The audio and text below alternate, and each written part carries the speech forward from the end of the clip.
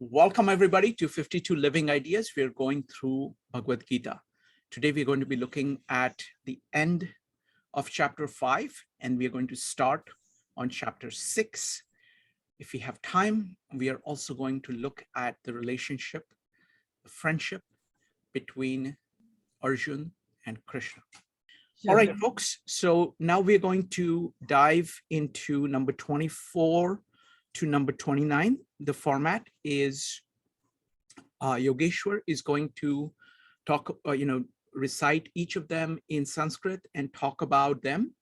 Once he's done, I will have some comments from Jnaneshwar on that. Then I'm going to open it up for everybody. Please use pen and paper to keep track of all the thoughts you have, all the questions that you have. We will go through this 24 to 29 in chapter 5. Then we will move on to chapter 6. All right, Yogeshwar, go ahead.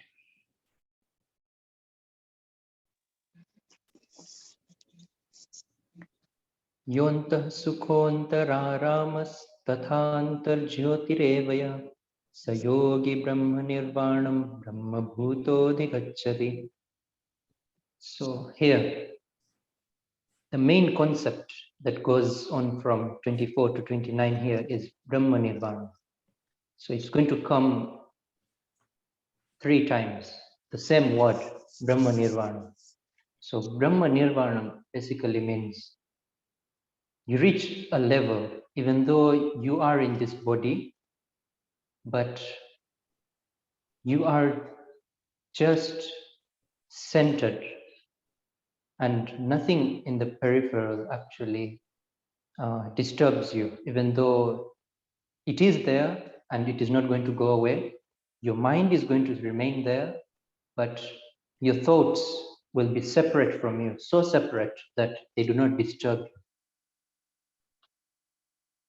So 24 is saying, a person who is a yogi, yeah, what will he have? What are his qualities? So first of all, he will have so much bliss in himself.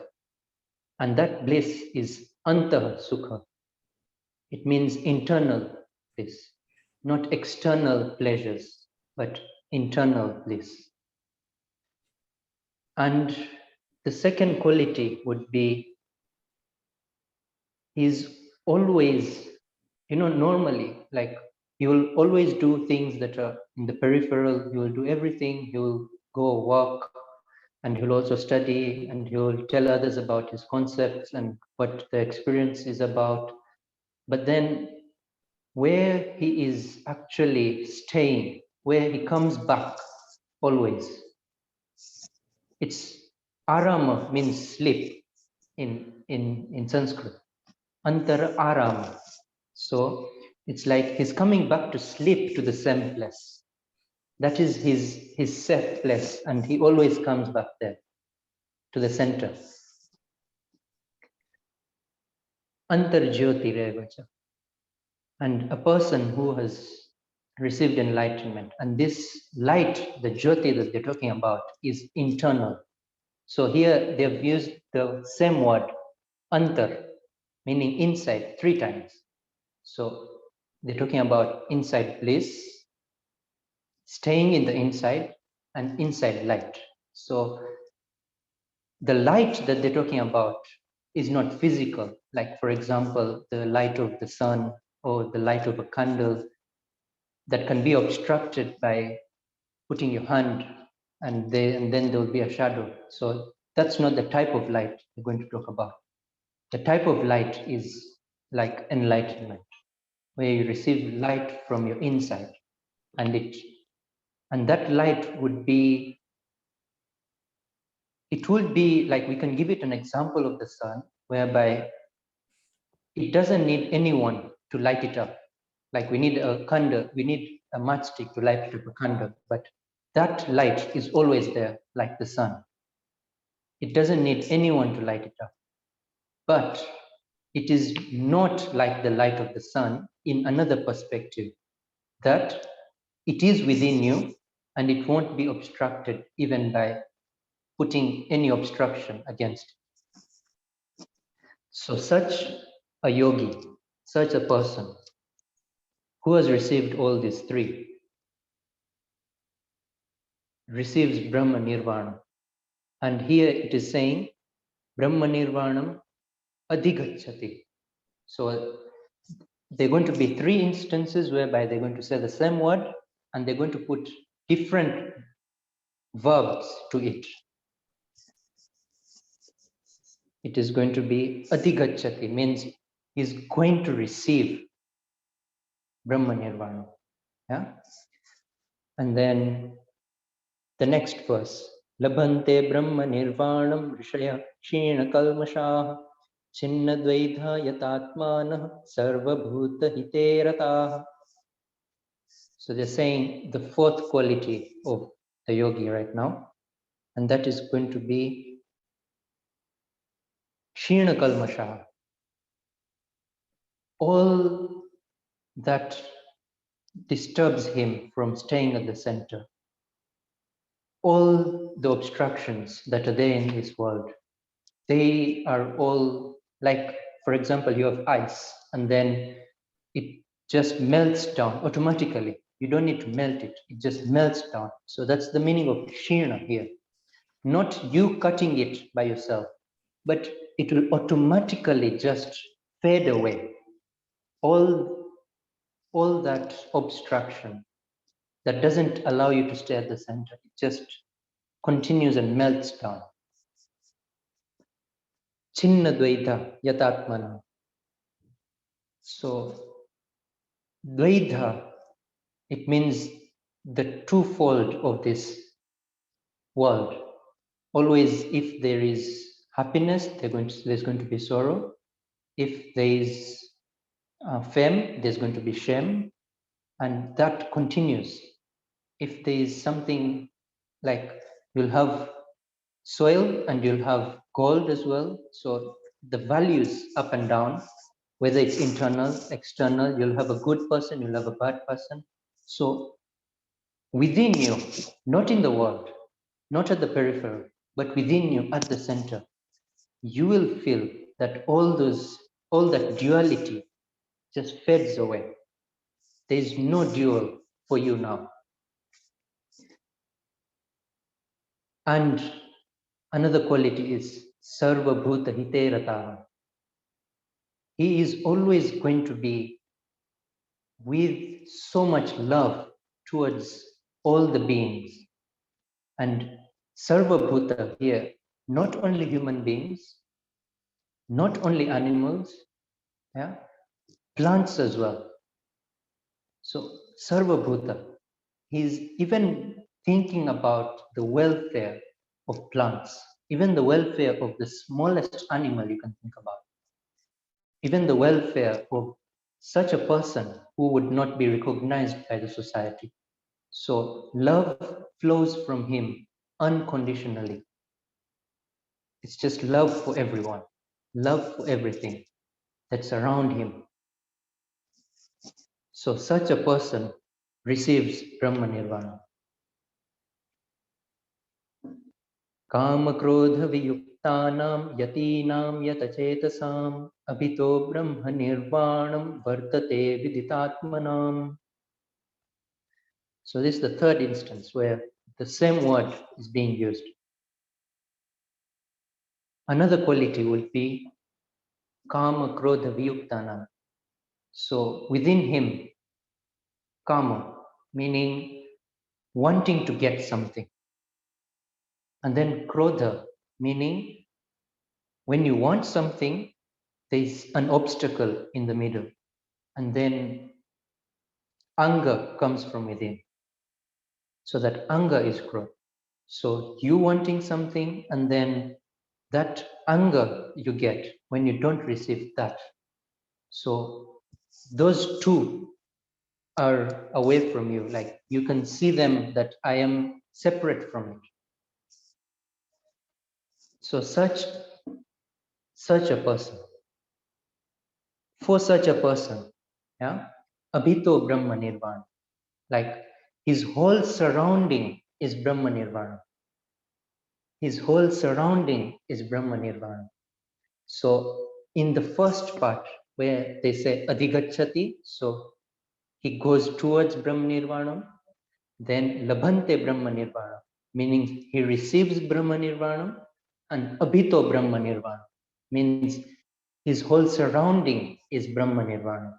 So here, you see, this concept is really hard to grasp because they put three different words around Brahma Nirvana. First, you go to it, and then second, you receive it. So what is it? Is it around you, or do you receive it, or do you go towards it? What is it? It's just all of it. Yeah, and that's how you describe it, because when first you want to go towards it, and then you receive it. But when you receive it, you understand that it is just around you, always. There is no instance, even right now, when we don't know that it is around us. When we receive it, we will actually experience that we had this spark within us from before.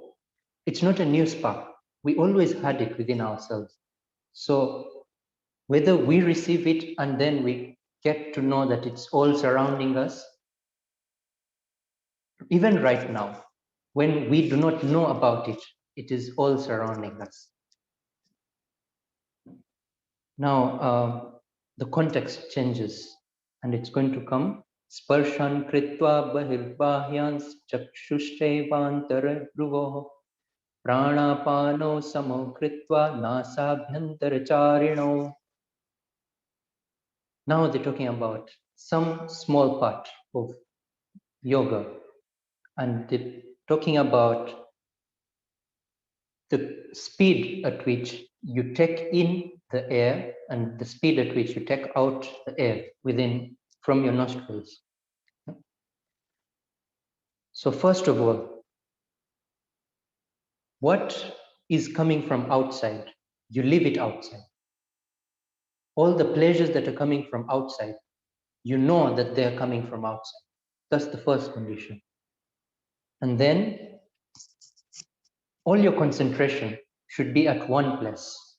And in Gita, like there's so many instances, even in the 8th chapter, it's talked about, and even in the 6th chapter, it's talked about between your eyebrows. So in yoga, it is the Agya chakra. And if we could say in terms of today, what they call the third eye. So putting all your concentration to one place, which would be the Agya chakra, and that stimulates the Agya chakra. It has immense power to it. And it actually, from within, this is for the perspective of enlightenment, because you need a lot of power to get to the center. Even to get something at the peripheral, you need a lot of power. Just imagine now getting to the center. That will need immense power so that you can get there, because everything around, everybody around is just dealing with the peripheral, is dealing with the outside. But now getting to the inside for yourself, that will take immense power. And that power, where will you get it from? So the saying, concentrate at one place, that is between your eyebrows. And then they're saying that pranapano samokritva. So the intake of breath and the output of breath, you make them the same. So in about prana, in the yogic culture, prana is really important, whereby even though you want to control an emotion, and we can actually do it physically and practically, whereby when we know that we are getting angry, we can note down what's the pulse, yeah? And then you know your pulse and your breath intake and outtake, not both of them. Whenever you get angry or whenever you feel love, so, or when you're normal, they will all be at different rates. So it is a two-way thing. When you are angry, your breath intake and outtake and your pulse will be different. And if you control your breath intake and outtake, then you will control your anger as well. It's a two-way. If you can control one, you can control the other. If you can control your anger, then your breath intake and outtake won't go so high. So it's a two-way thing. You control your anger, you control your breath. You control your breath, you control your anger. So all your emotions, all your thoughts will be in your control when you're able to control your breath. So this is one part of yoga. On 28, Yatendriya Manobuddhir Munir Moksha Parayana Vigatecha Bhaya Krodho Yasada Mukta Evasa.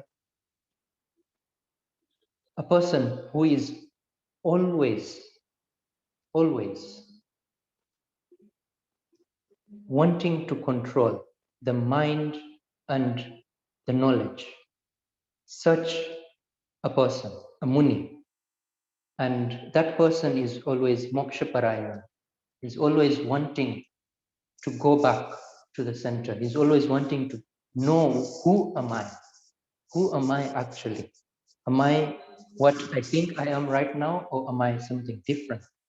And through practices, through knowing the concepts, through thinking, through contemplating, you can know all this. So such a person will be like it is said in the previous 26, Kama Krodha Viyuktanam, the same thing, Vigatecha Bhaya Krodha. So now they're saying that you should not have icha meaning the want of something.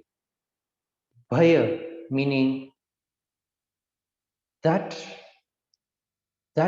feeling that you get, yes, when something scares you. So the scary feeling, like when you're scared, that is bhaya. And then krodha is the anger. So the three of them do not affect you. You are there, and even though they come, you are there and they just get diluted. So they are not taken into focus. Like, for example, when we are scared, we actually get one with the scaredness. There is no difference between the scaredness and oneself. So getting the difference between both of them is a really important thing here. Bhoktaram yajna tapasam sarvaloka maheshwaram suridam sarva bhutanam jnatva mam shantim richati. That person, what they're saying here, is he will get to know me. Jnatva mam. He will get to know me. And who is me? Krishna is saying here, yeah? You will get to know me. So who is Krishna here? Bhoktaram yajna tapasam. So whichever activity that happens in this world, he is the one in which the activities are done. He is the one who is doing all the activities, and he is the one who receives all the fruits of the activities. That is Paramatma. So Sarva Loka Maheshwaram. Everything resides in him, and he is actually, there's a concept of Maheshwaram. He's at the topmost controller. Now, when you talk about controller in Indian philosophy, just look at it like this, yeah. It is a law. It is not that he controls each and every minute thing, but take it a concept like gravity, yeah. When Newton asks the question that what made the apple fall on my head? Why didn't it go up? So the answer is gravity controls that. But it doesn't control it like it will control the apple and then bring it down. No. It's just a law, and everything happens within the law. So that's how God controls everything. It's not that he comes and picks each and every thing. No. it will just be a law, and everything will happen within the law, like a law of gravity, and everything happens within the law of gravity. So who is Krishna again? Suridam Sarva Bhutana. He is also the well-wisher of all animals, all people, all plants, everything on this earth. And such a person will know me. And after knowing me, he will receive eternal bliss. Wow. Thank you, my friend. This is so beautiful. Thank you. So folks, what I'm going to do is that I'm going to talk about Naneshwar's commentary on this part, and then I'm going to open it up first for comments of what did you get from the text itself or anything that, you know, the Naneshwar commentary or Yogeshwar's comments struck you. So just comments first, and then we will open it up for questions. That's the format. I love Naneshwar's commentary because he's trying to make these ideas accessible to anybody who wants them, whether they can read or write. He's the one who has transferred it from Sanskrit, which only very few people could read, into Marathi, which is a vernacular language, that everyday spoken language. So he starts by saying that what we're talking about here is the highest principle, which cannot be fully spoken of. It needs to be experienced, that you have to experience God, you have to experience your soul. Words themselves will not get you that. They can merely point towards that. Next, he says it's those who are engrossed in Brahma. He uses the word engrossed in Brahma or their own nature. He says it's like a pool of joy, a pool of bliss that is there at the core of your being and at the core of existence itself. It is those who are just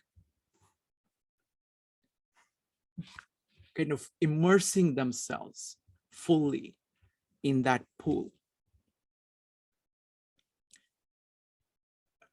His language is so beautiful. He says, it's like you are blessing yourself. See, blessing you, you know, God blesses you. This is the idea that you bless yourself. You're saying yes to yourself. You're saying yes to the core of your being. It leads to unlimited bliss. It talks about springs of joy. It talks about swimming in enlightenment. He says it's like making virtue your hometown. So you're living in virtue. That is your home. That's where you are. And their character is like Brahma, Parabrahma. So what they are is like what Brahma is, or what God is, what existence is. So they are one with nature, with God, with Brahma.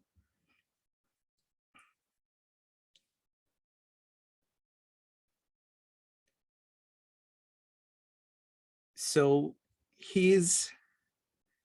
Krishna is talking to Arjun. He says, Arjun, you have entered this limitless lake of bliss. Remain steady in this principle of self. So they use the word Atma Tattva. It means the principle of your own core, which is the same as Brahma Tattva. So this is the principle of existence itself. So remain steady there. Another beautiful thing he says is that it's like he's saying such a being is lighted by his own soul. So it's not external light. It is the light that is emanating from their own soul. And he sees the whole world lighted by it. And he sees all of existence thereby. Okay, so it's like the light within you lighting up the world, and you see it through that. So that's how he describes this state. All right, now I'm going to request people who have read this, want to know what your reaction is to whatever you have read, whatever you have heard. Go ahead and type an exclamation mark if you'd like to share. We're going to start with Joe, followed by Evanik. Joe. Wonderful commentaries. I mean, and forgive me for saying that I do see a little bit of stoicism in this to a degree. The idea of living virtue and linking that to what Yogeshwar had mentioned with the center and happiness towards everything, and that it was an unconditional love that flows from within. And I think that that kind of speaks to the idea of how virtue kind of leads to happiness in a way. So, and that's a very Stoic concept. It's not the reverse where happiness comes before the virtue. One of the other things that I was really obviously interested in is the idea of how to manage anger from both a mental and physical standpoint through the breath. So I, you know, from a Stoic's perspective, obviously anger is something that takes you away from the center. So that's a critical practice in general. The most important thing that I think that I will take away from this, though, is one of your comments is, and this has been a criticism of a lot of Western philosophy, is that it doesn't talk enough about experience. It just actually is more about words and theories. And it kind of is interesting because you'd mentioned that words themselves don't get you there to this place of eternal bliss, which is really interesting because that's kind of where, if we were comparing that, and I'd like to know your opinion on this, if we were comparing that to the Bible, then how does that differ in a way? How do those two differ? Because there's still this idea of knowledge that must be attained. And I know it's inner knowledge. I understand knowledge of the spirit, but yeah, maybe can you elaborate that how words themselves don't get you there, that particular comment. And I'm fully aware of the importance of experiencing things. I fully believe in that as far as a way of obtaining knowledge. So I'll just leave my comments there. Absolutely. Folks, I'm sorry, I forgot to do one thing.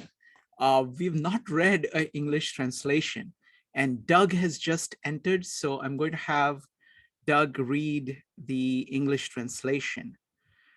Doug, could you go ahead and read chapter 5 from 24 to 29?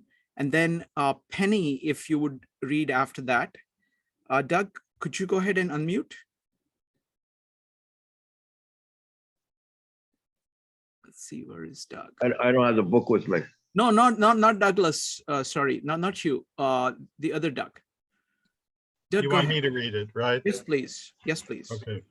24:5, 24 to 29. Yes. Chapter Okay. 5. Yes, got it. His happiness within, his ease within, and hence his light within, this yogi goes up to extinction in Brahman, becomes Brahman. Seers, self-restrained, attain extinction in Brahman. Their sins depleted, doubts cut out, rejoicing in the good of all.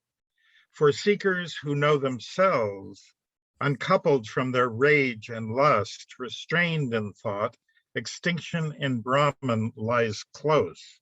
External stimuli shut out, focus kept between the eyebrows, inhalation, exhalation, moving, balanced in the nostrils, senses, mind, and intellect controlled, desire, fear, and anger gone. A hermit headed high for freedom frees himself forever. Wonderful. Thank you. Thank you, Doug. Penny, would you like to read? Yes, I can Go read. ahead. 24 to 29.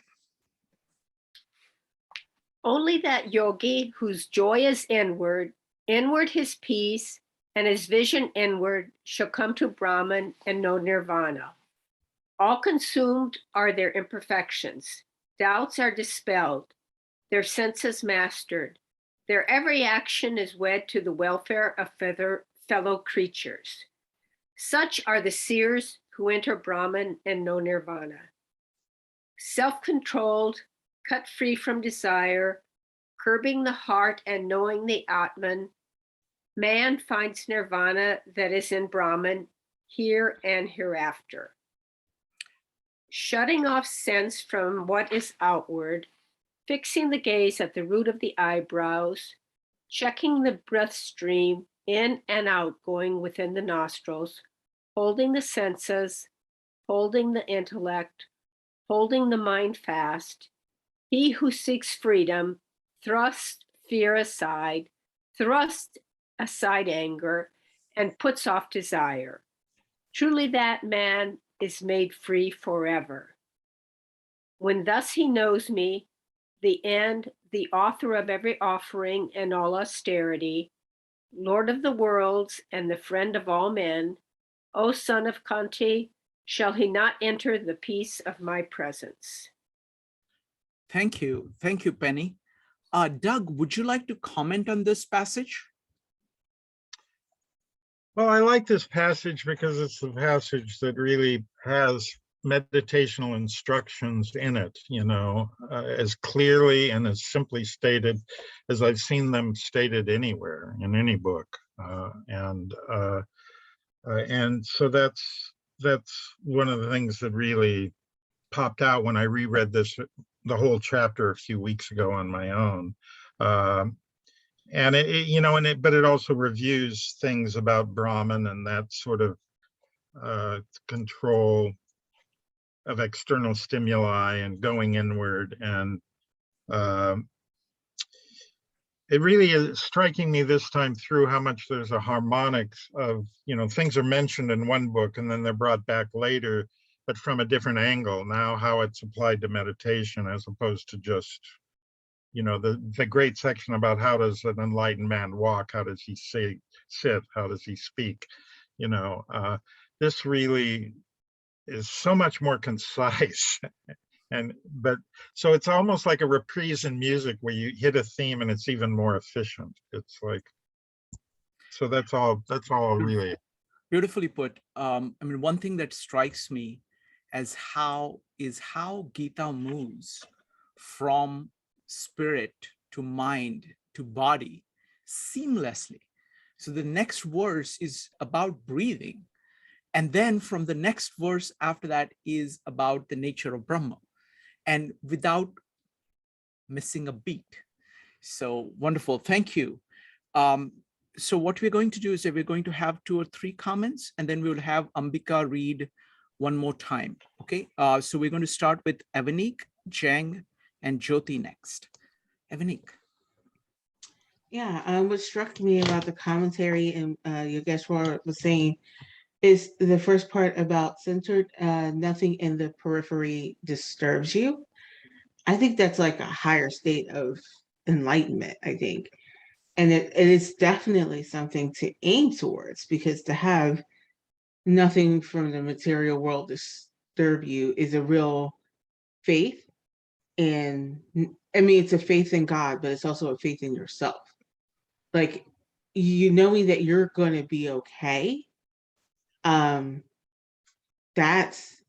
like elevated. Like, no matter what happens, you're going to be fine. And that's a centering of knowing who you are and knowing who you are in God's light. I think so. The second thing I wanted to talk about, speaking of light, is the Can light. Evan, do you mind if I comment on what you just said? Yeah, go ahead. I mean, it is very profound. The way people feel okay in the Indian context is very profound. The term that Jnaneshwar uses for it is called Brahma Mayata.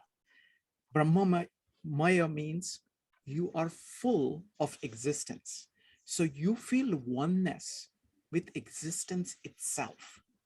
So it is a very profound, it is not that you will not get trouble right now.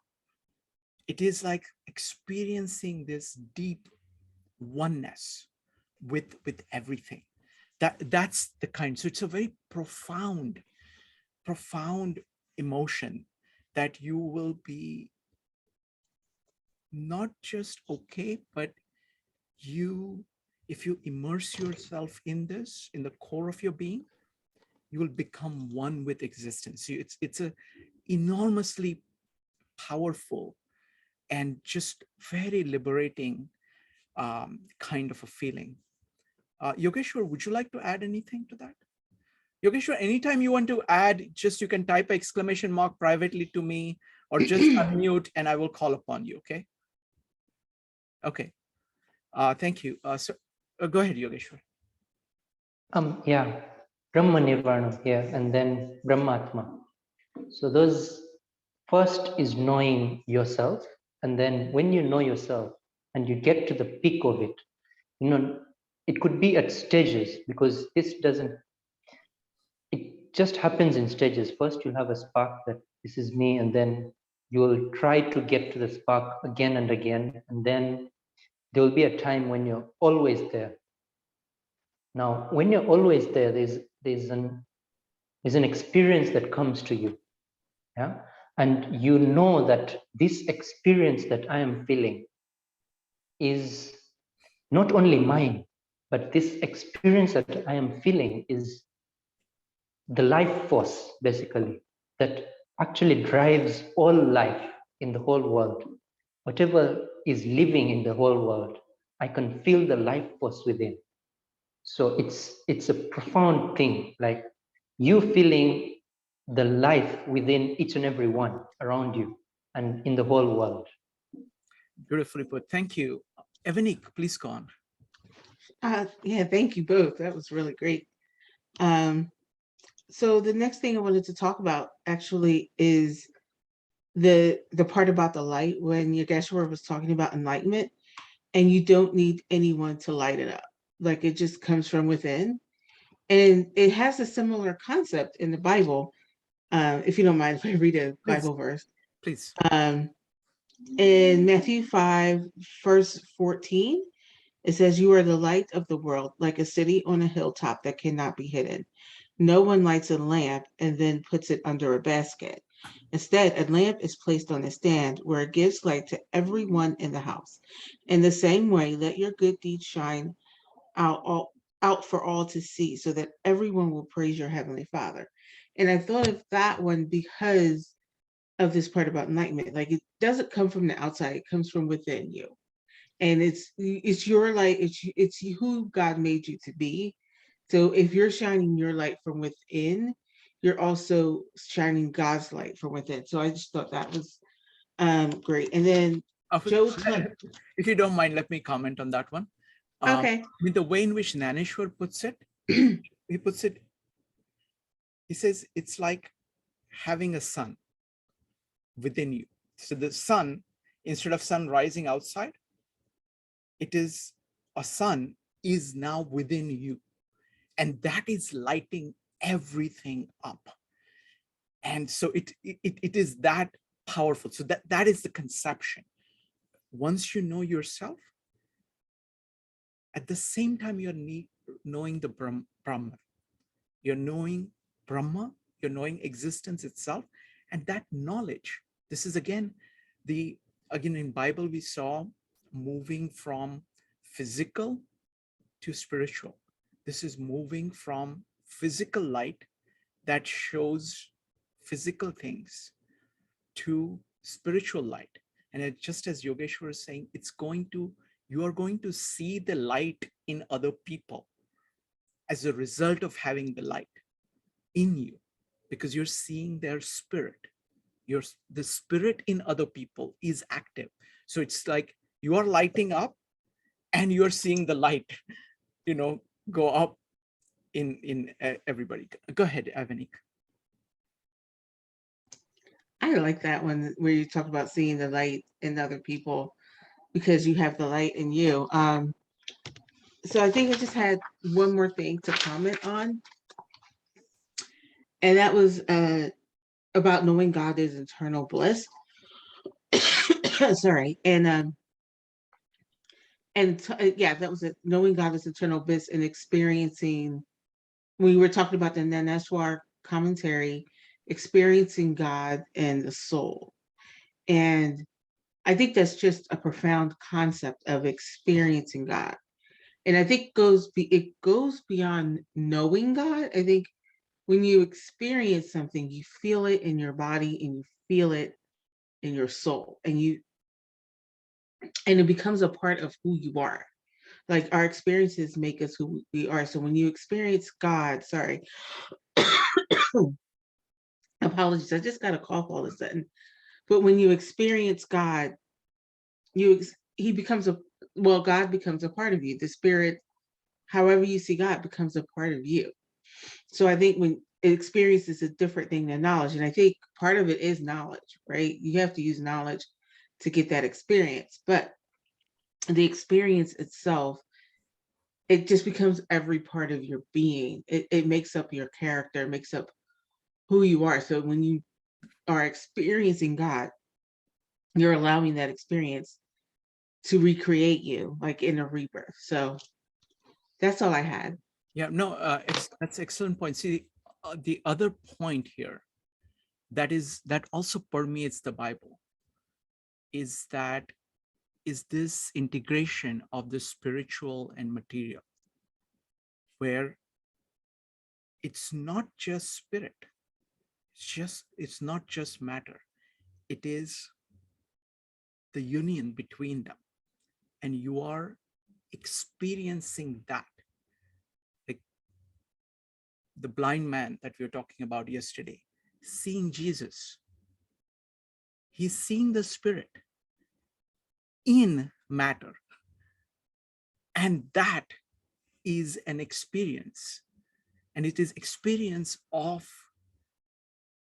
the God on earth. Basically, it is Krishna, it is Jesus. And so it's physical experience which has spirit in it.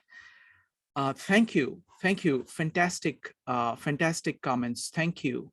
Next up is going to be Zheng. Zheng, go ahead.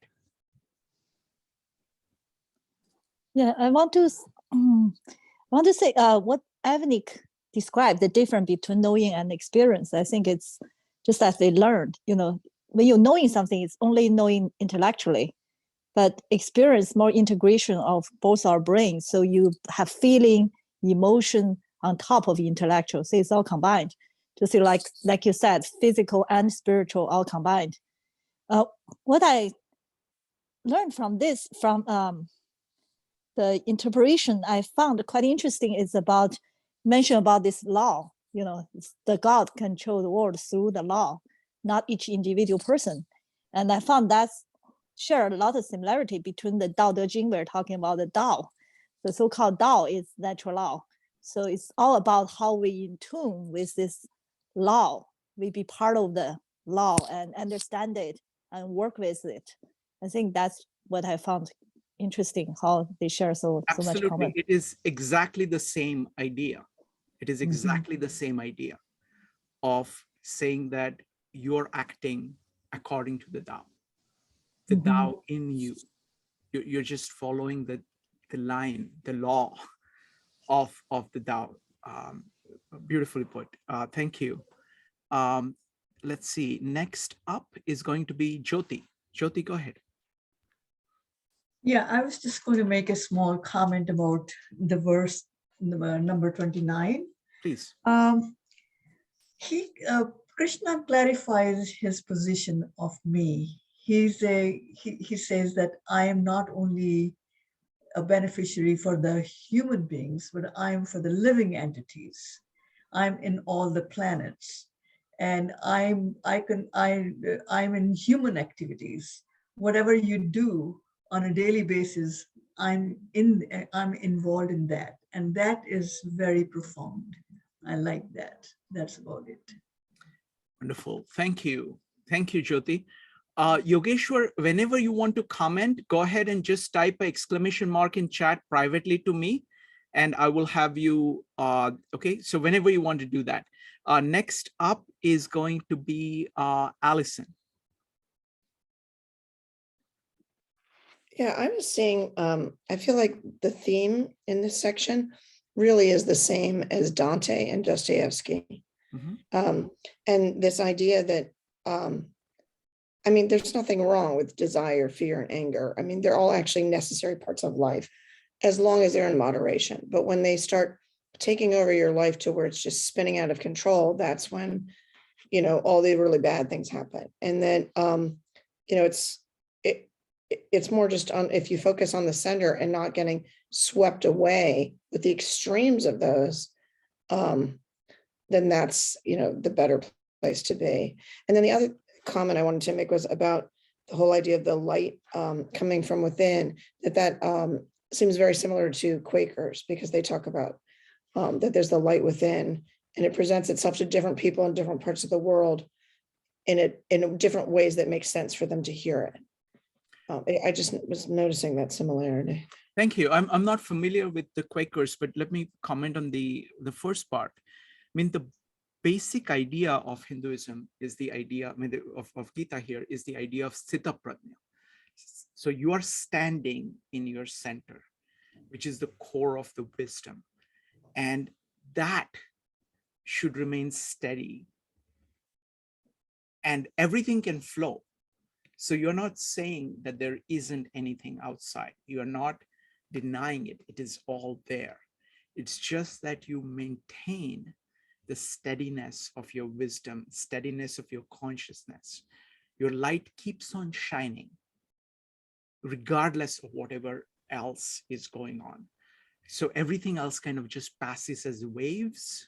This is like the ocean. So you're always in the ocean, and you are the ocean. And the other things are just waves that are passing by, which don't really change you. You remain the ocean. Next up is going to be Doug. I just realized maybe it's the light in here. I had a light go out, but I don't think I read verse 29, which That's all right. That's all right.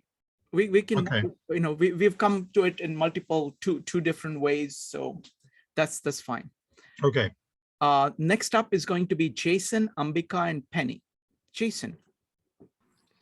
Yeah, I find out the verses 27 is interesting because I read the two different translations. The one I'm reading on the 27 sounds very like Dao De Jing, okay, talking about close your aperture, okay, look inward. So the translation is closing their eyes, steadying their breathing, and focusing their attention on the center of the spiritual consciousness.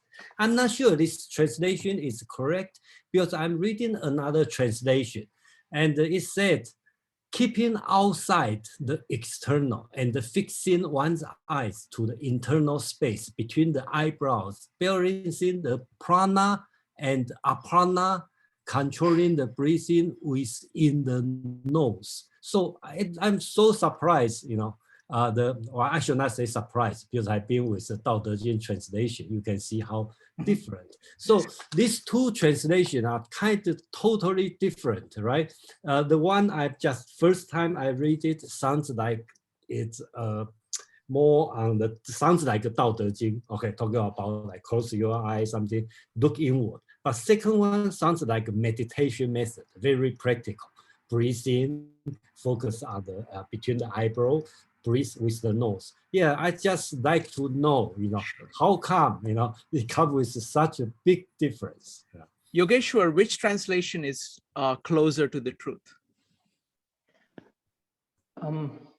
Actually, now closer to the truth here, taking it in perspective, like each and every person will have his own way of looking at things. Yeah? So if a person is best in knowledge, and he finds that knowledge is the most important thing that will take me to enlightenment, how he will translate this is going to be according to the first translation that Jason read. Yeah? Now, but you see, some things we are not totally at our center right now. And we are the peripheral right now. Like, we don't know what the center is. We are not there. So what we are right now is the peripheral, and that's what we know. And that's what we can talk about. So according to me, the best interpretation would be the second one. But the other one would not be wrong, because Sanskrit, how you could translate one, like you can see all these commentaries in Sanskrit, yeah? And when you see them, and then you're like, none of them is wrong, actually. You can translate the same word as different things in English. And even in Sanskrit, the same word could mean different things, even in Sanskrit. So it could have a variation of translations. But here, what the best translation, I think, is second translation that just read, that we are at the peripheral, we should know that, and then we work from the peripheral and then going towards the center. Thank you. I will add, and then I will have Jason go again. So I will add that, if Jason was able to read Sanskrit and he would do his translation, he would do a translation very similar to the second one, because that is actually the literal translation. I'm reading the Sanskrit, I know enough about the Sanskrit. It is talking about the breathing. It is talking about the center over here. And that's what they're talking about. And the first translation is kind of an abstract way of looking at it. But the actual words are closer to that. So Jason, if you were translating, you would do a closer job to second one. Go ahead, Jason. Yeah, and I believe so, and because I always try to be loyal to the original. So I'm curious is I see my first translation is read the spiritual consciousness. Okay, so I believe it kind of related to the breathing in the original text, breathing within the nose and the balance, the prana and the apana. So I think, am I right? That the translator. I wouldn't put too much into that. The way I have been approaching translations is that I read the whole translations and see how good a grasp people have over the material, and that varies quite a bit. So I would, sorry, I don't know about that. Let's go with Douglas, followed by Ambika, Penny, and Penny. Douglas. Here's the thing that gets me. It's very interesting. Okay. And it shows about, the centered peace and so on. But, the Buddhists, okay, you didn't bring them up, Buddha. is meditation. See, they had all these different things that he went through, the Buddha, okay? I can tell you the whole thing on them. And the whole thing was, understand what you're saying, stay with the subject. But the thing is, somebody has to know about Buddha, okay? I'm sorry. Douglas, we'll do a whole meetup on Buddha, okay? Oh, great. That'll be super. Thank you. And I'll do a definition on it. Thank you. Next up is going to be Ambika, followed by Penny. Ambika. Hi, so this is just a passing thought from what you said about the waves, the ocean and the waves. So even in the waves, every single particle is still in its place. And it's that tiny. It's not interfering with some other particle space. And that too is Sthit Prajna. And so the whole moves, including everything all at once. And therein is the little harmony. Wonderful. And when you talked about the breath, I was thinking about the Ira and the Pingala and the Sushumna Nadi, and that's where the center is. And so when we experience this, when you can feel the stillness in both, that is when you've come to the center. It's amazing when that happens, because I've experienced it just a few times, and then you can feel the breath. It's amazing. So I just wanted to share that as well. Yeah, thank you. Thank you, Ambika. Next up is Penny. I just had kind of a comment and question on text 25. I'm just going to read. Those who are beyond the dualities that arise from doubts, whose minds are engaged within, who are always busy working for the welfare of all living beings, and who are free from all sense, achieve liberation in the Supreme. And to me, I was thinking this kind of shows the connection between the material world and the spiritual world. These are people who are basically have no more attachments. So they're not concerned about doing something for themselves, but they're continuing to be active in the world, and their focus is basically on the world, not themselves, but they're continuing to be active in the material world. Is that correct? Yogeshwar? Yes, so the activities in the world will continue for us, even after enlightenment, and that would be out of love. It would be out of the love for everyone, like unconditional love, basically. It would not be out of attachments or because we want something out of the world, but it will be just to give the world, just to love the world. Wonderful. Very well put. I would add, Penny, the kind of enlightenment that Gita is talking about is about being one with the nature of nature, being one with your own nature and nature of everything, and acting according. So action is a natural part of nature. So you will continue to act, you will continue to do things because you are just part of nature. You just are in tune with the principle, your own principle and the principle of nature, principle of life in everything that you are dealing with. You will act like that. That's what it is. All right, folks. So now we're going to go to chapter 6. On chapter 6, what I want to do is I'm going to give an introduction.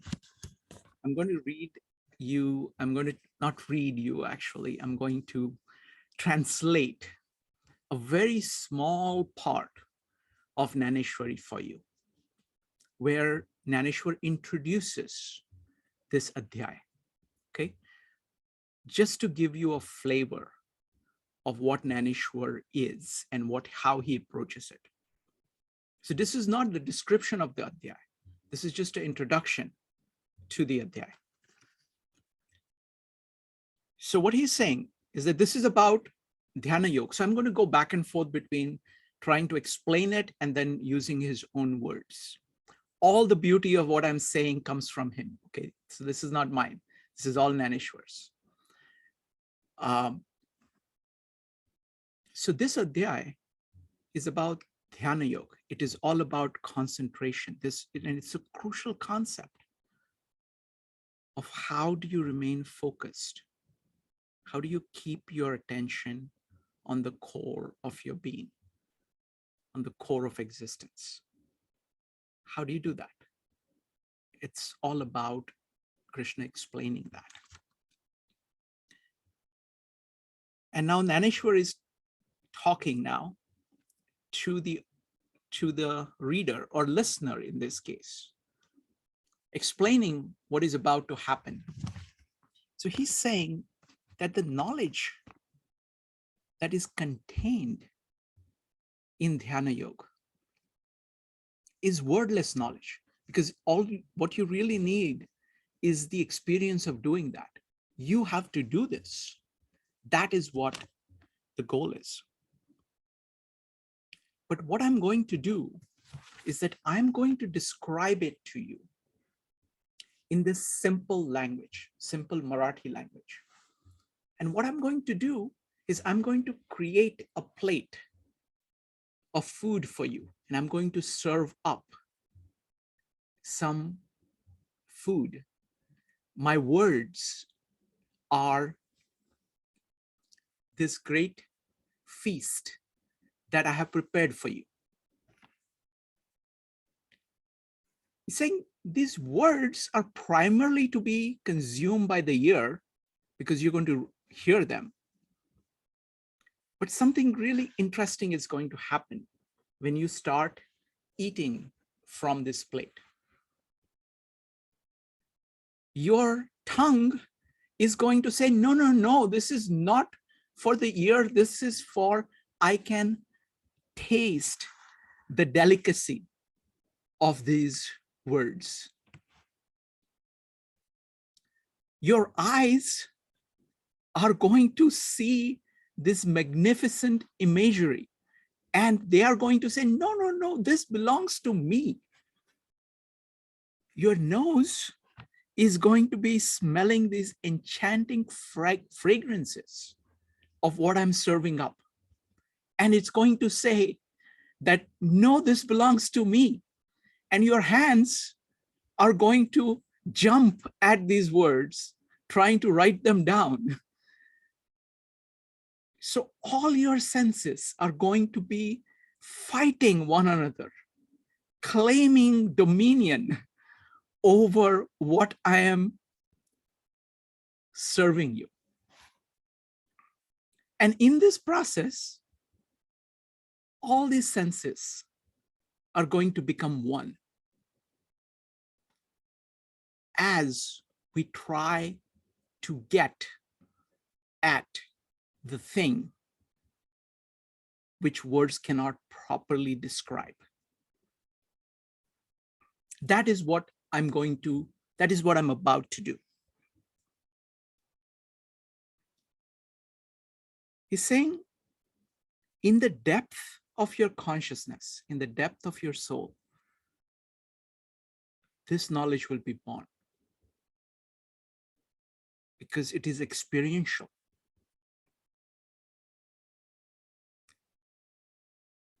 And it will be expressed in words. It will be written with hands, but it is going to come from within you. And when you have it, all your senses will be satiated, will be pleased. Just like the sun lights up everything, all of your being, all of your experience, all of your interaction with the world will have that quality.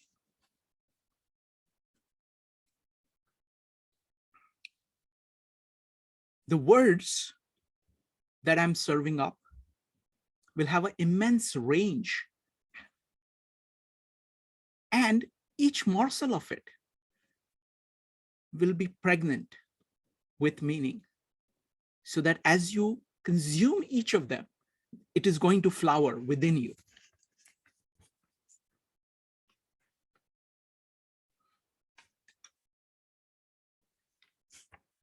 So that is what this 6th chapter is going to do for you.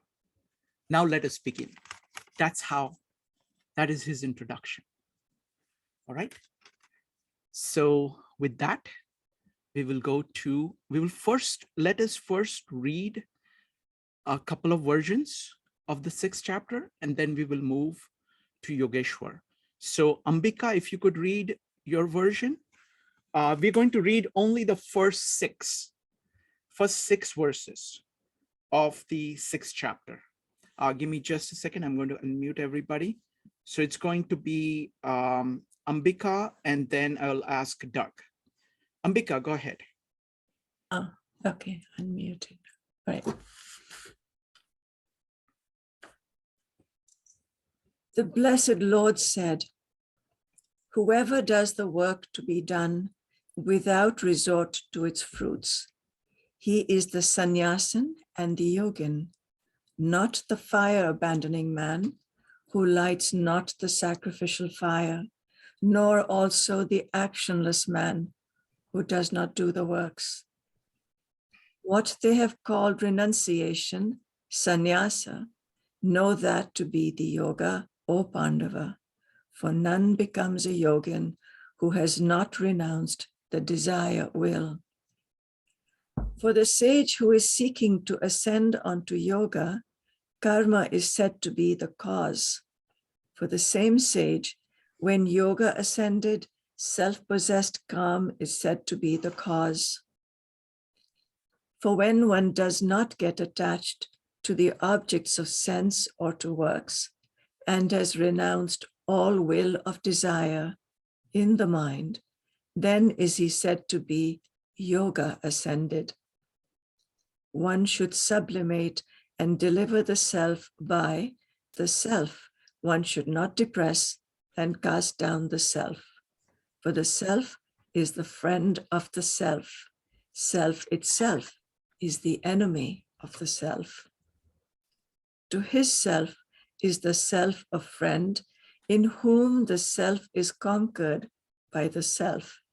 To him who is not self-possessed, his self acts in hostility like an enemy. Wonderful. Thank you. Doug, give me a minute. I'm going to continue with the introduction. There is one additional point that he makes that I want to highlight. This gives you a little bit of the context of Gita itself. So,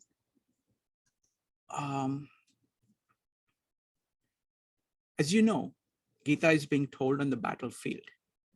And what we have is Sanjay describing to Dhritarashtra. Dhritarashtra is the king who is the father of the Kauravas, who is a blind king. And Sanjay is describing Gita to him. So this is Naneshwar talking about the beginning of how, so this happens after the introduction. Now he's talking about how it is being described. So he's saying that Sanjay is on the 9th cloud here. He's saying that, I had come to get water, but what I'm getting here is living water, elixir of life itself. That is being dispensed here by Krishna. I'm getting the knowledge of Brahma. That's what Krishna is telling. We are so lucky.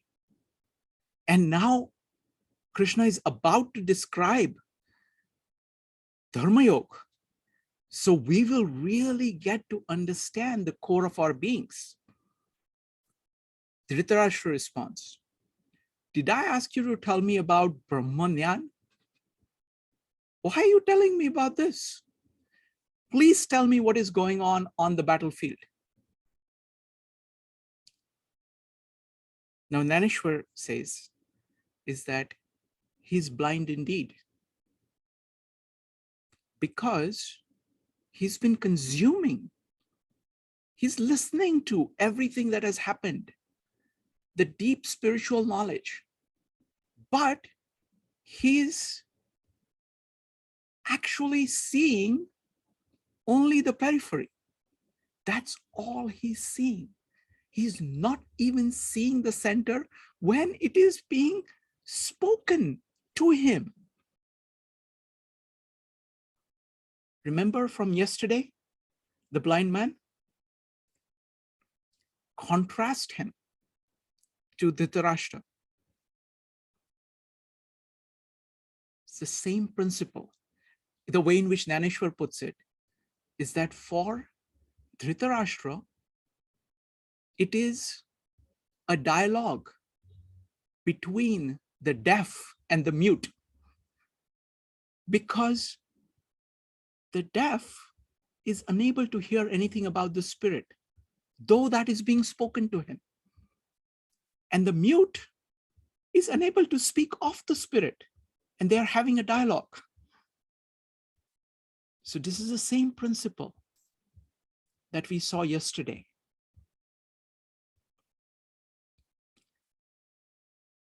Just like the blind man from the 9th chapter of Gospel of John could not see physical things. When he gained the sight to see physical things, he also gained the sight to see spiritual things. The people he was talking to could see only physical things. They could not see the spirit. And the spirit is the Holy Spirit that you see inside. But there is a third thing that was being seen. When the blind man asks Jesus, do I see him? Do I see Jesus, who is spirit in flesh? And he sees him standing before him. So he's seeing the integration of the spirit, which is inside you, and the material right there in front of you. And the Pharisees who were talking to the blind man, not only could not see the spirit, but they could not see when Jesus was standing in front of them, the spirit made on earth. Similarly, Dhritarashtra was not able to see Krishna. The words, the experience, none of it was seen by him. His answer was, why are you telling me this? Tell me what is happening on the battlefield. This is the same point about seeing. Do you see the spirit? Do you see the center? Or do you see this periphery? All right, next up is Doug. Doug, if you could unmute yourself.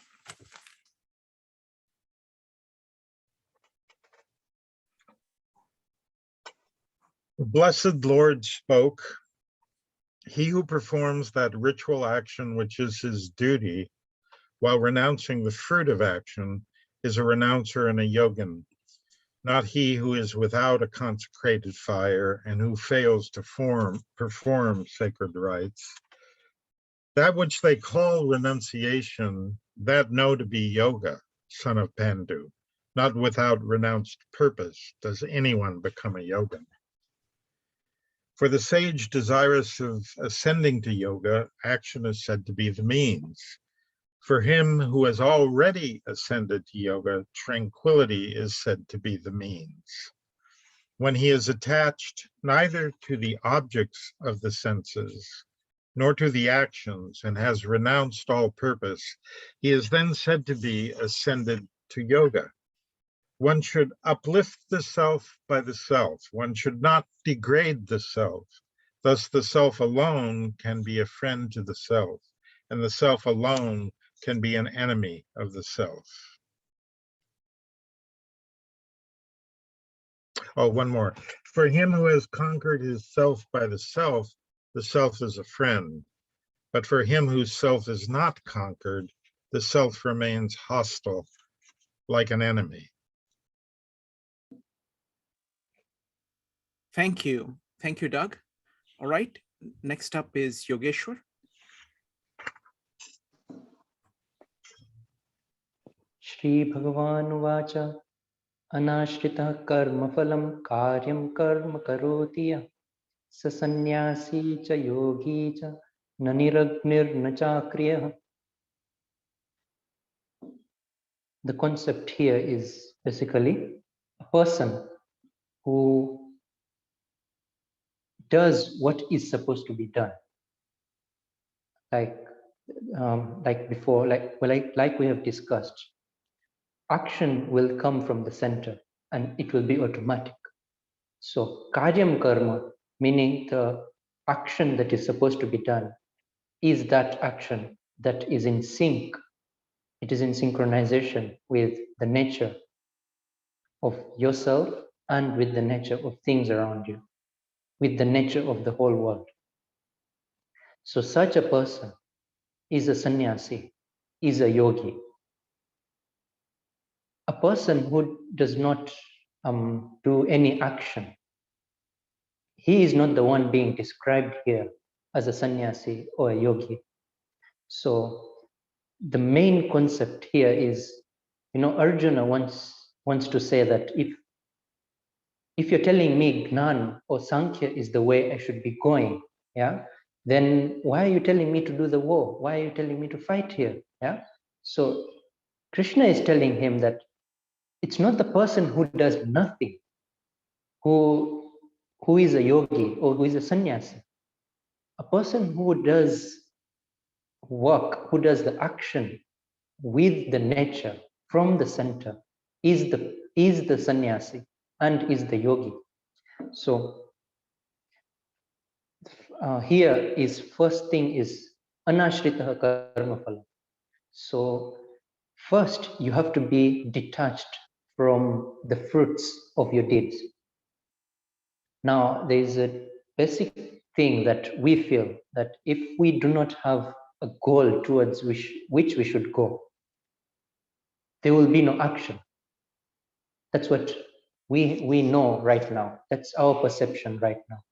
So what Krishna here is saying that there is a level of being whereby you can be, an action will flow out of you without you being attached to the fruits. And right now we think that if there's something outside at the peripheral, like maybe pride or money or belongings that we should be getting, that's when action can flow from us. Yeah. And the thing is that now we have another concept, yeah, that now let's put it to enlightenment as well. So what if enlightenment is the goal and we are working towards enlightenment? Then another person would say, then you're also having a goal. And well, before you said that you should not be having a goal and you should not be attached to the goal, then why are you attached to the goal of enlightenment? So the thing is, you should not have a goal as a noun, but enlightenment is a goal as a verb. It is a being, it is doing. It is not the noun. You see, even in action, the doing part is there without the goal being a noun, something that you'll possess physically or something that will be in the external. Enlightenment, on the other hand, is being. It is yourself. It is life, basically. So it is not a noun, it is a process in a way. So here, what they're saying in Anashrita Karma Phalam, Karyam Karma Karotiya, a person who is doing the works that flow from the center of being. That work is what a yogi and a sannyasi does. Yam sannyasam iti prahur yogam tam vidhi pandava nahya sannyasta sankalpa yogi bhavati kaschana. What is being said as sannyas here? It is the same concept of yoga. Like those two concepts are not totally different. Like, you know, when we are looking at these two concepts, we're always thinking of them as one goes to the left side and another goes to the right side, and they're totally opposite to each other. One is going to the north, the other to the south. And how do they meet? Like, so here, the concept here is to do work from the being. So yoga will focus on the work and sannyas will focus on the being, and the integration of that is doing action from the center of your being. So it is a total integration of the whole philosophy. It's not part of it and part of it is right, part of it is wrong. It's the whole integration. Doing work, yes, but from the center of your being. So a person who has not been detached from sankalpa, here it is asanyasta sankalpa.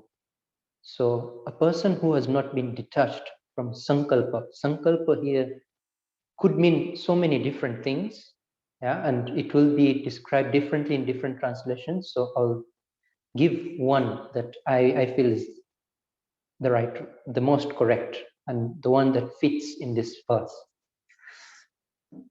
The sankalpa here basically is what is being said is the full vishaya, the sankalpa, what you feel that I will get something, I will get a fruit out of this deed.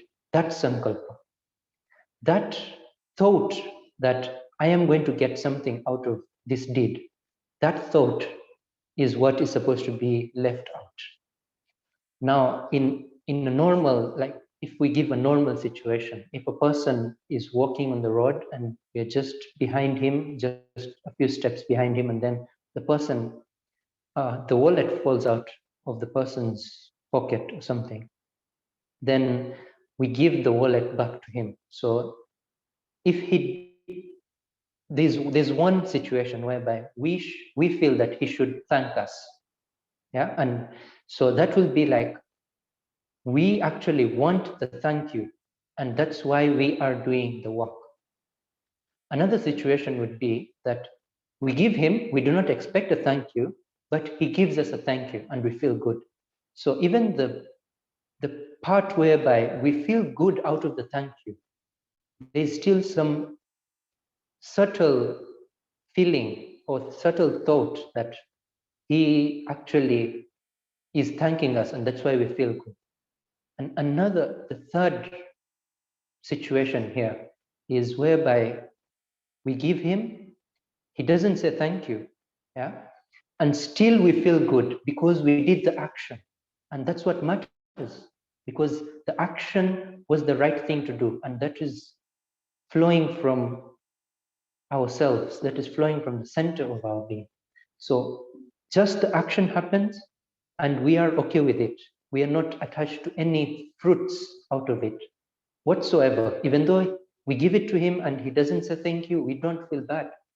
It's just because we have done our part and we have done our best. So center and action are together in this. Arurukshur muneryogam karma karanamuchyate yogarudhasya tasyaiva shamah karanamuchyate. Two things here which feel totally opposite to each other. So a person who wants to climb towards yoga, what will he be doing? It will be karma.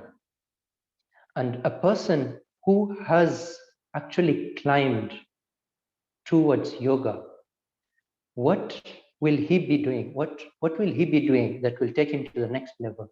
It will be Shama. Shama could be translated to various things here. And I liked Doug's translation here, which means tranquility. So Shama means tranquility. And you're doing right now, because we don't know what Shama means right now. So we are going to be doing karma. And then when we reach there, that karma is going to flow through our being, and that will just bring bliss out. It won't be bringing any other fruits. And that will be our only fruit, that we are doing karma and it's just flowing through us. So it is the doing that happens here. And now somebody would ask a question that why do karma right now when after that, like we only have to be in tranquility? And now why do karma right now? Those are two different things you're saying. Like, why don't we just start with what we have to do at the next level? So there's an example I can give here whereby we get onto a boat to get to the other side. Now, when we have not reached to the other side, somebody will tell us that get on the boat and you will reach the other side. Now, when you have reached the other side, what will happen is they will tell you to get off the boat. Now, you will feel like if I have to get off the boat on the other side, why should I actually get on the boat right now? Yeah, but you see, you're thinking about it on one perspective only. Like if I get on the boat and then I have to get off on the other side, why should I get on it? No, that's not the question. The thing is, you have to get on the other side, and that's why you have to get on the boat. And when the other side comes, you'll have to get off the boat. If not, you'll stay on the boat and you'll not reach the other side. What you intended to do will not happen. So these two things are totally different. But when you look at the whole perspective in this example, it shows you that you may be doing different things at different stages, but it takes you towards your goal. It takes you towards enlightenment. Yada hinendriyartheshu nakarmasvanusajjate sarva sankalpa sannyasi yoga rudhas tadochyate. When a person is not doing actions through the attachment of the five senses and is not also attached to the goal that he's going to get out of the action. So those two things, what will happen then? That is when he will be called a person who has left all his desires away. That is Sarva Sankalpa Sannyasi. And that is when he will be called a person who has climbed through the mountain of yoga. He has climbed the mountain of yoga here. So we have to do action, but that action should not come out of our desires. It should not come out of our attachments towards the senses. It should come out purely from the center. Now, there's this concept in these two verses, yeah, that is, the self is the friend of the self, and the self is the enemy of the self, and how that happens. So basically, what is happening here is we are identifying ourselves mostly to the peripheral. Like if I ask myself right now, who am I? Who am I? That's a very fundamental question. Like, even I don't know who I am. And if that is the case, how will I know any other thing in this whole world? If I don't know who I am, how do I know who the other person is? So we're always thinking about who the other person is, but most fundamental question should be, who am I? What is the existence of the self? Yeah? If I give it in an example, there is this big building with so many workers in it, like so many maids and servants in it. So whoever comes, like at different times, people come to the door and knock, and ask who is the owner of this house, then each and every servant in there is actually thinking, I am the owner of this house.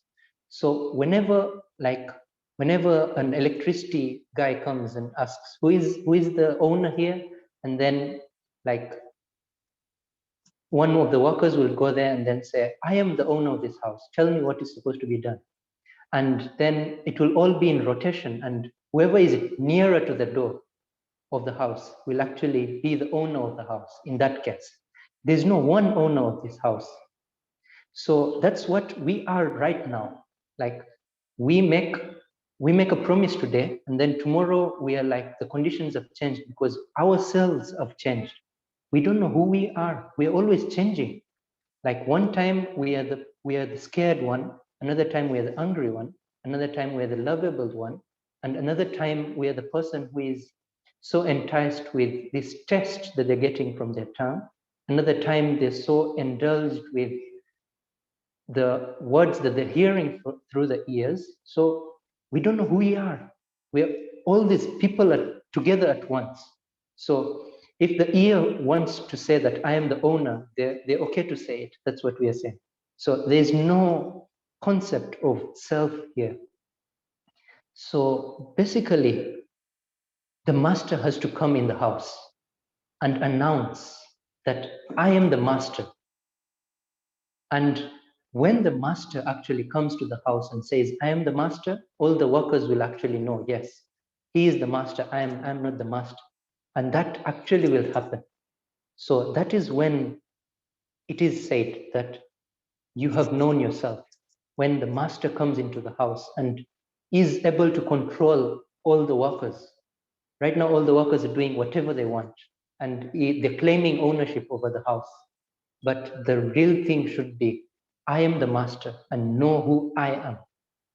So the self, which is the Atman, the word here used is Atman, and in English it could be the self.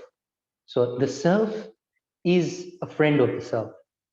So basically what we are saying is, until we have not reached to the center, until we have not reached the center, what we know as the self, we can either use it towards getting to the center, or we can use it getting far away from the center. So what we know as the self right now, which is not the center, yeah, because the center is always enlightened. So what we know the self as right now could be a tool that we use towards getting to the center, or it could be a tool that we use towards getting away from the center. And that's how this concept of the self being a friend or an enemy comes about. Because the self as I know right now is not the center, surely is not the center. The self is something else. Uddharedatman atmanam natmanam avasadayet atmaiva hyatmano bandhur atmaiva ripuratmana. So a person who knows the Atman as a friend, what will he do? He will actually climb the mountain of yoga. So Uddhared Atman Atman, he will actually use whatever tools he has right now, whatever is conceptualized as self, whatever the experience of self is right now, it will be used towards getting to the master of the house. It will be getting towards knowing the center of your being. And such a person, and how will that be? That's said in the next verse. Bandhuratmanam atmanas tasya yenatmaivatmana jitaha anatmanastu shatrutve vartetatmaiva shatruvat. Who is called the friend of the self? Like which self, which concept of self right now is the friend of the actual self here? So that is the self by which you can control all the others. Who is the master? The master is the one who will be able to control all the others. Now, control in this perspective doesn't mean overpower, or it doesn't mean that they should leave the house. because the master cannot handle the whole big house himself.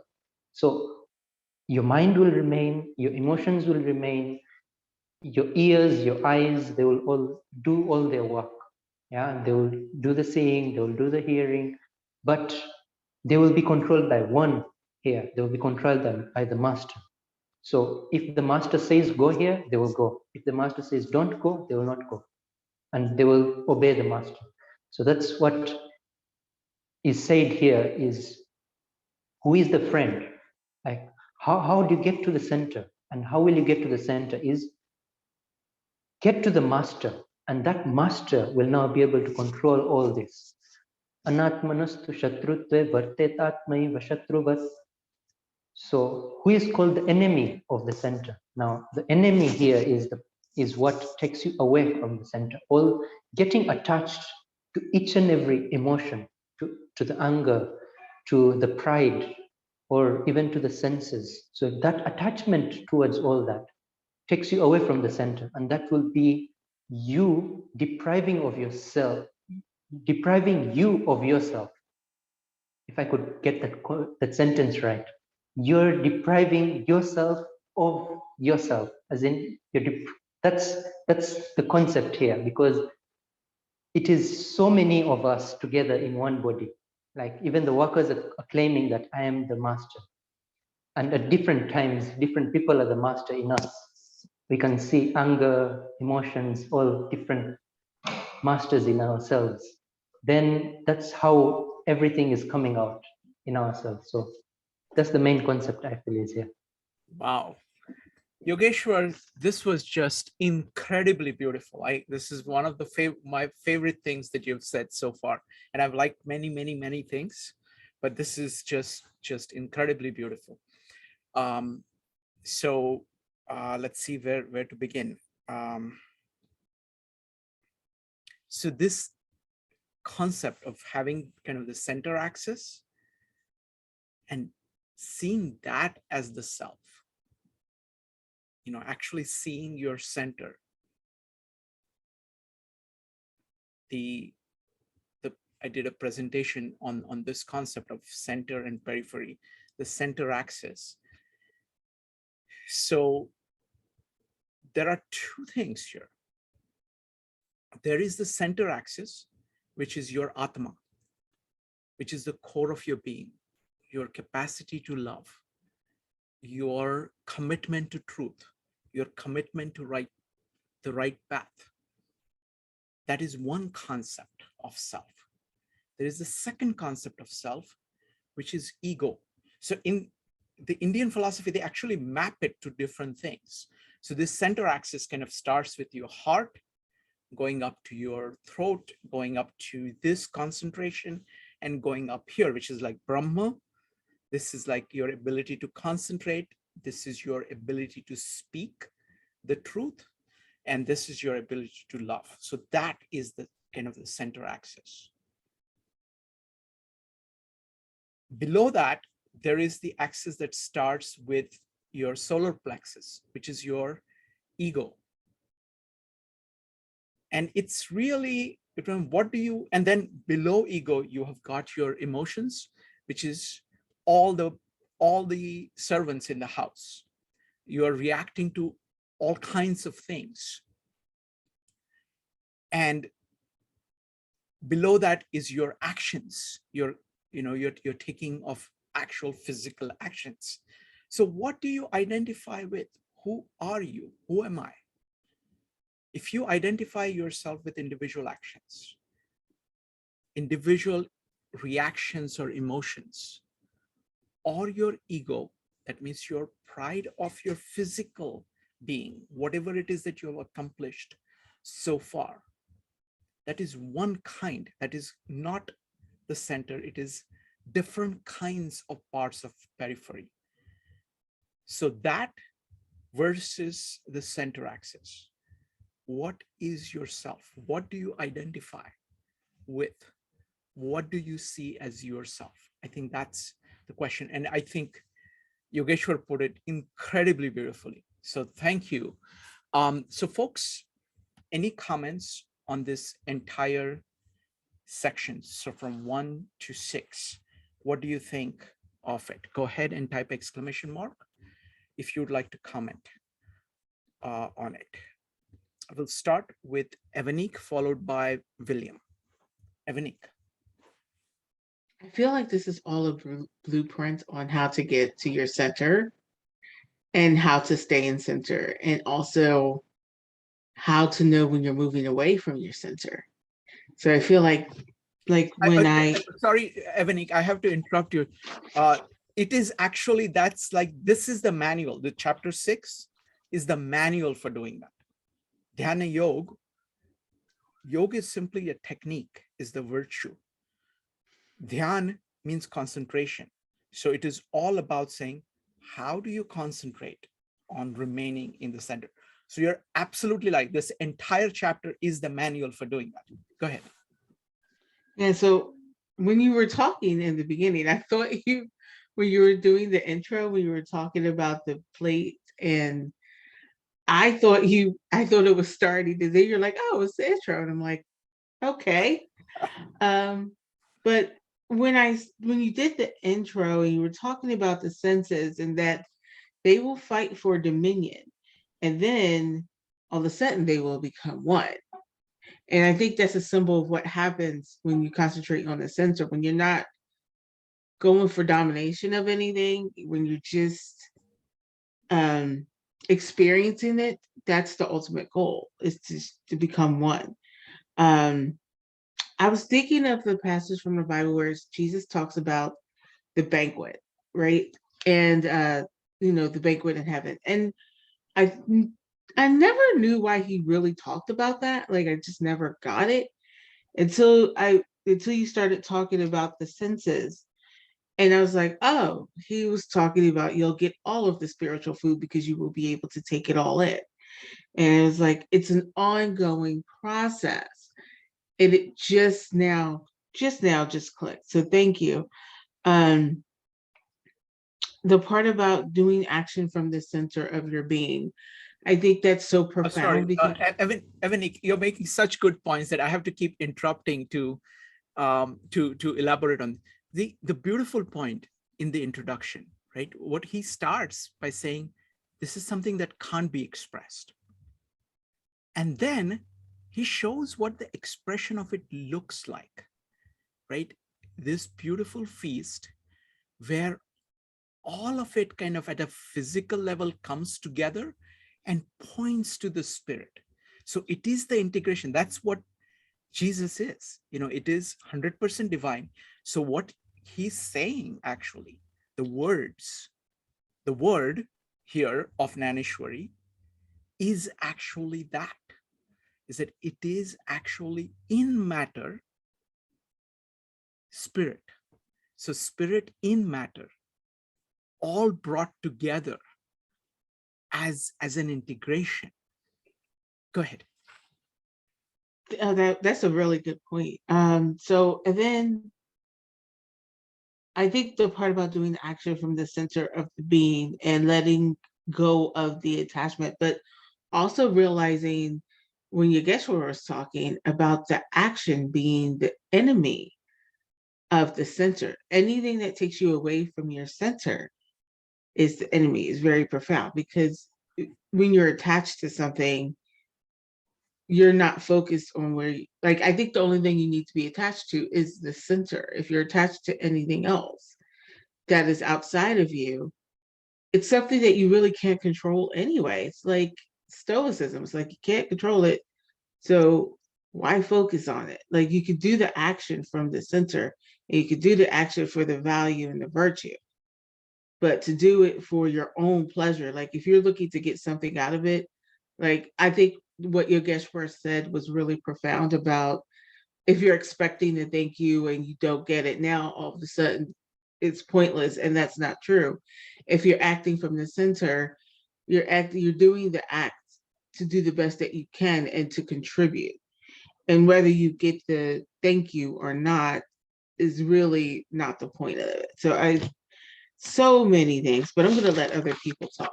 I want to add one more thing to this.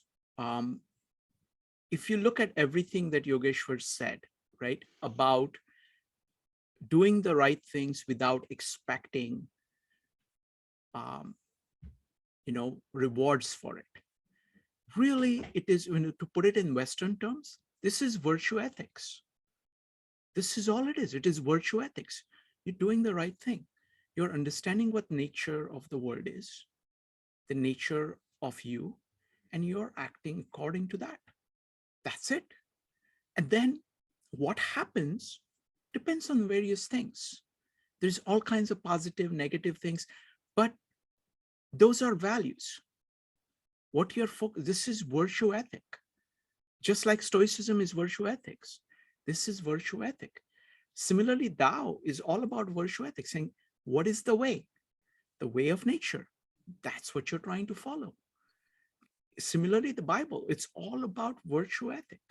So that is what is common to all of it.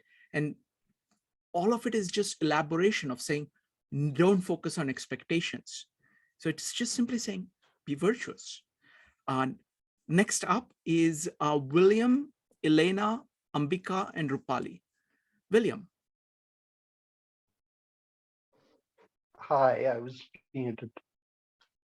Hi, yeah, I love verse 5.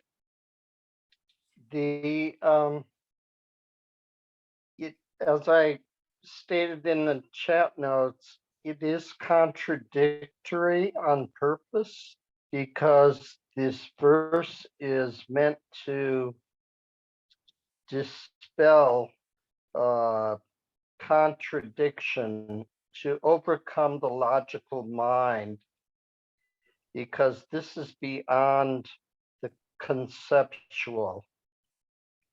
It's in Christian terms, they would call it the via negativa, or the negative way, expressed in the Indian tradition by Ramana Maharshi when he, to tie in with Yogeshwar, when he asks us to ask the question, who am I? Thank you, Yogeshwar. And then we work and work. I'm not this, I'm not that, I'm not this, I'm not the clothes, I'm not the job, I'm not a man. Eventually you'll come to the point similar to Buddha, where I am this awareness, this knowingness, this jnana. And it has no objective qualities. It's a noumenal experience, not an objective, phenomenal experience. It's a noumenal process. Wonderful. Thank you. Thank you, William. Thank you for letting me share. Absolutely. Thank you. Next up is Elena. Good evening, everyone. And this is very interesting. And what you said, Shrikant, I just wanted to go back to show all the center and the what we call different levels of chakras, and how it's all connected. To say actions, emotions, and ego, it's a lower levels, and then we go into love, expressions, and then concentration, intuition, and then Brahman, the very top, that what it is. And it seems to be we have to start recognizing what ego is and start to be there, just really be very conscientious to move beyond. And also in some cases, I've seen that if it's if we didn't work through the lower centers and we jump too fast into the highest levels, so say you become a spiritual, you see whatever visions and you predict and such, then it creates more cows. So what do you think about that? And if anyone could comment on it, how to methodically or say harmoniously move to where you want to go, to the other side, and become a God, be God, and know yourself. Thank you. Thank you, Elena. What we will do is, I mean, that is the whole point of the entire, this entire chapter is about that. It is all about kind of, working out all the details here. It will go up to a point, and then we'll continue on in later chapters on that. But the question is fantastic. It's a question, and I think we are going to cover quite a bit of it in this chapter itself. So chapter 6. What I recommend to everybody is to actually listen to the whole Gita. It takes only about 2 hours to listen to it. Listen to it multiple times, where slowly these ideas will start to percolate in your mind. And we are not looking for quick answers. We will all have to follow our own paths and try to learn how to do that. So there are no, but we want to slowly let the wisdom of Gita. See, the beautiful thing about Gita, as opposed to kind of other techniques, kind of more practical techniques people use, is that this actually gives you kind of the depth of understanding that gives a much more stabler way of making progress. It is dealing with the deepest philosophical principles, psychological principles. It is mixed with different physical techniques, and all of it is done in an integrated fashion. So it is an amazing way of actually improving yourself. It is appealing to your intellect, to your spirit, to your emotions, to your body, and it is working on all of these little by little through all these different chapters. So, but it's a wonderful, wonderful question. Thank you very much. Next up is going to be Ambika, Rupali, and Madhav. Ambika. So as we talked about the senses, what came up for me was our whole body is an instrument. And the eyes look upon the beauty and the beloved, the gopis. The nose, the fragrance of flowers, because flowers have spiritual significance. Even in Aurobindo, the mother talks about the flowers. And then the listening, the sound of the grass, the sound of the birds, and the mouth playing the flute, and the taste of right food. And that's when it took me to aesthetics. And so senses are here for those elevated experiences as well. And yeah, just as when you talked about doing the right thing, the virtue comes naturally rather than having it to be beaten into you. So when we live with this awareness, this is what arises for me, at least in these verses. Thank you. Wonderful. Thank you. Thank you, Ambika. What I want to do is I want to go through all the comments everybody has, and then I want to focus on the last 2 verses because those are just incredible verses. And Yogeshwar's commentary on that was particularly amazing. So next up is going to be Rupali, followed by Madhav. Rupali. Thank you, Shrikant, Yogeshwar, and everybody else. This has been a really good conversation. I always have struggled with applying these principles on a day-to-day basis in my work. And the Yogeshwar started with the idea of love, that approach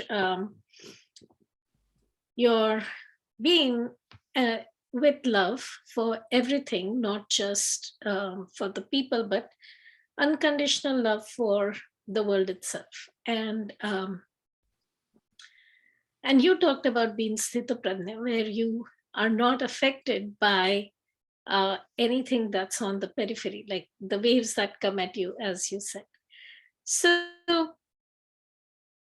how in the, when you're doing your work, how do you take feedback when things don't go your way, or when people are actively negative around you, and how do you manage to keep that center and not get caught up in the emotions or in that negativity? So that has been one struggle for me. The second thing that I want to just point out was the translation where it said that the goal is to uplift the self and not degrade the self. And I think that when we look at majority of the philosophies around the world, that is like a common thread, that the human aspiration is to do better. So that's just an observation. Yeah, and so if action is important and all of these waves are around you, how do you continue to work with love and make that your center? Thank you. Well, Yogeshwar, would you like to answer that? Yes, so basically, all these techniques, yeah, maybe we do some physical techniques, maybe we have some internal thought techniques that we can do. All of them are said in Gita, like from the second adhyaya all through. And we're going to have some yoga in the next meeting. So concentrating on one point, which is the center, and then identifying yourself with the center, basically. When the master comes into the house, all the workers will just do the work as it's supposed to be. And when that happens, all your emotions will all be in place. And it basically, the question you are asking is, maybe you want some steps which are going to be identified in Gita, because one of them has already been said in chapter 5, whereby knowing the time, the speed of your breath, intake and output. So even putting that at stillness, basically the stillness of your breath, the out and the in, even that stillness brings a stillness that you'll find that is also at the center of your own being. So when you find that stillness there, you're able to identify yourself with it, and then identifying yourself with anger or with emotions will automatically die away. It's like knowing who you are, and then everything will all fall in place. Wonderful, thank you. And folks, we are going to be dealing with this in multiple ways. Like, the whole of Gita is about this. And there will be like tons of ideas. And those who can access Jnaneshwari, like Rupali, read Jnaneshwari, because it's just so much. It's like 10x of Gita in applied form, because he's trying to show that to anybody who wants it. And it's just done magnificently. I've never seen that kind of communication before. Next up is going to be Madhav. And then instead of what we'll do after Madhav is we'll talk a little bit about Arjun and Krishna. Madhav, go ahead. In one of the verses today, we talk about non-duality and how everything seems to be a part of us or us. That seems to be a contradiction with the center and periphery, where they're two different concepts. And I'm guessing that using the center and periphery it's a tool to get to that non-duality. And to piggy off that, if everything is Brahman and that is the doer, is free will an illusion? Sure. So let me take that. So the center and periphery is not center versus periphery. What it is that center is simply the principle by which everything acts.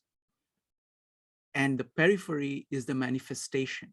So the way in which Tao Te Ching looks at it, it is the Tao and the 10,000 things. It's the rule, kind of law of nature, and law of nature as expressed in the 10,000 things.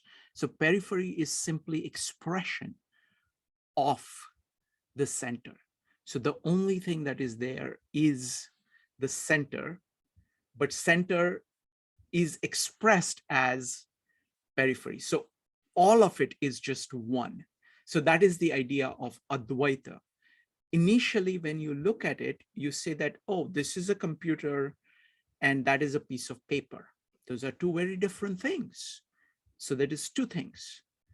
Whereas this way of thinking is to focus your attention on the things that are common to everything. So you can see that theme running through everything. And that's how the Dvaita, which is two, become one. Because whenever you focus only on the periphery, there are many things in the periphery. So you're saying it's many. Whereas this entire approach, it is a Dvaita approach, it is to say that understand the commonality between these things. And if you understand the nature of existence itself, you see all its manifestations as simply the manifestations of the core. So that is the essential kind of issue. Again, this will be coming up with this theme of Dvaita and Advaita again and again and again and again in many different forms. And Naneshwar in particular does a fantastic job of describing this. But a great question. That's really the core of understanding Gita. All right. So next, I want to talk about Arjun and Krishna. And here I'm going to invite anybody who is familiar with the stories of Arjun and Krishna to talk about it. I asked my parents, and they kept on telling me more stories as they went along and say, oh, I forgot that one and I forgot that one. I will get started with just anecdotes here. So this is going to be, again, giving you the context of Gita, okay? And I'm going to just tell one story, and then I'm going to hand over to anybody who wants to tell a story about Arjuna and Krishna and their interaction. Go ahead and type an exclamation mark if you have a story that you would like to talk about. So the first story I'm going to tell is that I don't know where exactly this is in Mahabharata. This is the story that my father told me today, which, he told me many stories, but this is the one of my favorites. Somebody asked Krishna, like, you like Arjun, but how much do you like Arjun? Okay. So he says, that the justice holds these scales. So in India, everything is, used to be measured like that. You have, so he says, if I take all my relatives and put it on one side, and then I put Arjun on the other side, that is going to be much heavier in my heart. Okay. So that much, I like Arjun that much. So that's what, Krishna's take on Arjun. So that's a very quick way of summarizing what Arjun means to Krishna. Next up is Rupali. Rupali, go ahead. Okay, I was waiting for this part all along. You can take your time, okay, folks. Please take your time. I don't have a lot to share, but I would just say that both Arjuna and Krishna are very, very I would say strong men in their own ways. They were both cousins by relation, and also Krishna's sister Subhadra marries Arjun, so they are also related in that manner.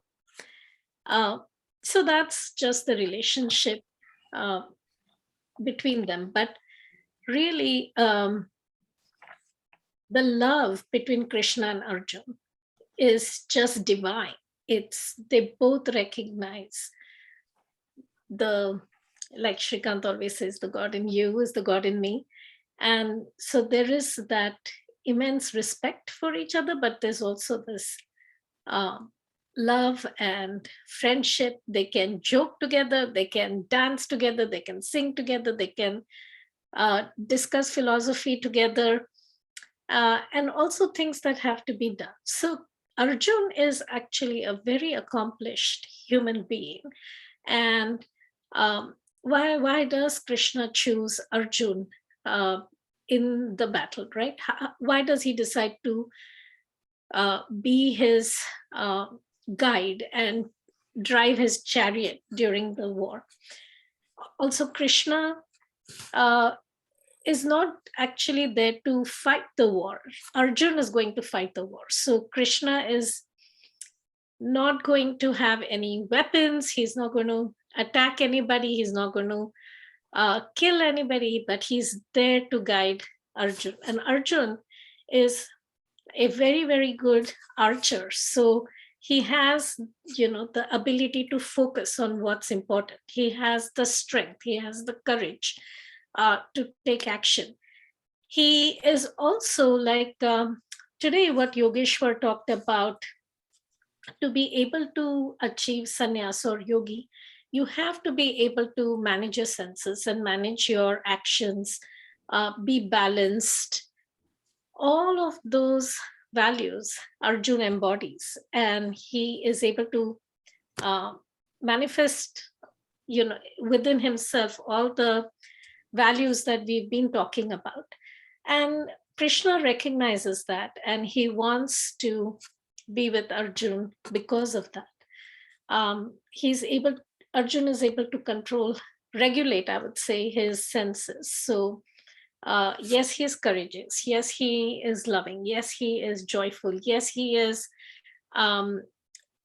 able to, he is very intelligent. So all of those make him a wonderful man. And Krishna is actually an avatar of Vishnu, and so he is God himself. And for him to have a friend is very special in this scenario. So now what happens is, during the war, Bhishma, who is attacking the Pandavas, so he is just ruthlessly killing and attacking, and Arjun is fighting back and fighting back and fighting back. And Krishna recognizes that Arjun has actually been attacked relentlessly by Bhishma. And so he takes the wheel of the chariot and starts charging towards Bhishma. And Bhishma reminds him that, look, Bhishma is also caught up in the emotion. And there is that one emotional response from very, very strong emotional response from Krishna, because he's like, how dare you attack my friend? This is the dearest person to me. I will do anything to protect him. And then Arjun actually comes over and says, look, you are not supposed to fight this war. You are just a guide. You are not going to participate in this. And so Arjun reminds him of his vow, and it de-escalates, and then they move on. So that's just one story about how much Krishna loves Arjun and why he wants to be with Arjun as opposed to the other 4 brothers that Arjun has. Also, Arjun is right in the middle. So there are 5 Pandav brothers. And so there's 2 older than him, 2 younger than him, and he's right in the middle. I thought that positioning of his birth cycle was also interesting. Thank you. Wonderful. Thank you. Thank you, Rupali. That was fantastic. Next up is Madhav. Folks, if you have stories about Arjun and Krishna, please share. Madhav, go ahead. So this story is before the war begins. Right as it's about to begin, Duryodhan, who's on the other side, and Arjun both want something from Krishna Bhagwan. So Krishna Bhagwan's in his nap. Duryodhan gets there, sees Krishna Bhagwan sleeping, tries to wake him up. Krishna Bhagwan doesn't wake up, so sits on a chair near his head. Arjun gets there moments later, sees Duryodhan there, Krishna Bhagwan sleeping, and Duryodhan near Krishna Bhagwan's head, and he thinks, oh no, he's got here first. He's going to get the better of the choices. So him being very clever, sits right near Krishna Bhagwan's feet. So when Krishna Bhagwan wakes up, he sees Arjun first and then Duryodhan. So then he says, Arjun, since I saw you first, or since you were here first, you get the first of my picks. Duryodhan gets angry, he says, no, that's not fair, I was here first. But Krishna Bhagwan's like, doesn't matter, I saw him first. says, pick between these two choices. Either you get me in the war or you get my soldiers, which were renowned soldiers. Arjun obviously picks Krishna Bhagwan. Duryodhana's like, oh no, pretending, of course. Oh no, you pick Krishna Bhagwan. And then inside he's really happy that he got the soldiers. Small little story there. That's wonderful, Madhu. That was great. Thank you. Anybody else? Jyoti, you want to share any stories? Actually, I just wrote a note that I'm leaving now. Okay, that's fine.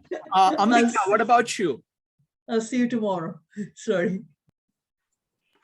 No, other than that, I learned that Krishna and Arjuna were cousins as well. Oh yeah. I mean, that's a long story. Yeah. So go ahead. That's all. Okay. Next up is going to be Yogeshwar. Yogeshwar, go ahead. Okay. Just the relations between Krishna and Arjuna. So we've known that they were cousins. Arjun was also brother-in-law. Then they're also friends together, and then Krishna is also a charioteer. And then there's this relation that they have as well, because in Gita, in chapter 2, verse 7, it says, Shishyasteham shadimam tam prapanna. So there's also a guru-shishya relationship between them as well. So all these relations together, like there's almost all the relations you can have with a person. And then there's this one story that whereby Bhishma, he made his vow that now either tomorrow it's going to be me or it's going to be the Pandavas. Like only one of them will remain now. Yeah. So Arjun was sleeping in his and then he was sleeping, and then Krishna came to Arjun, and then he was like, did you not hear what Bhishma said? It's either you or me now. So Arjun was like, oh, I don't care now. You are here with me. So I'm actually I can sleep a very good sleep when you are awake. So I don't need to think about all that, what will happen tomorrow, because if you are there, then I know you've got it sorted out. And it's actually that bond that you have between Krishna and Arjuna, whereby the friend can tell you that, oh yeah, because you're there, I'm okay with it. Yeah, because everything is all sorted out because I know you know it. So that all those bonds that are there between them. Yeah, no, absolutely. I mean, the part that I'm really enjoying of Naneshwari is that Naneshwar does such a beautiful job of describing this interaction. So for example, at the end of chapter 5, Krishna asks, Arjuna asks a question. And this is how Naneshwar describes the reaction of Krishna. He says, firstly, he was filled with wonder. Okay. He was filled with delight that because he wants Arjun to learn.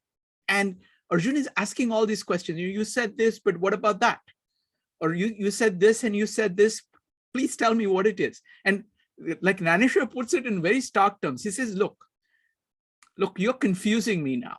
You just got done telling me how great this path of knowledge was. And now you're asking me to go and fight a war? How,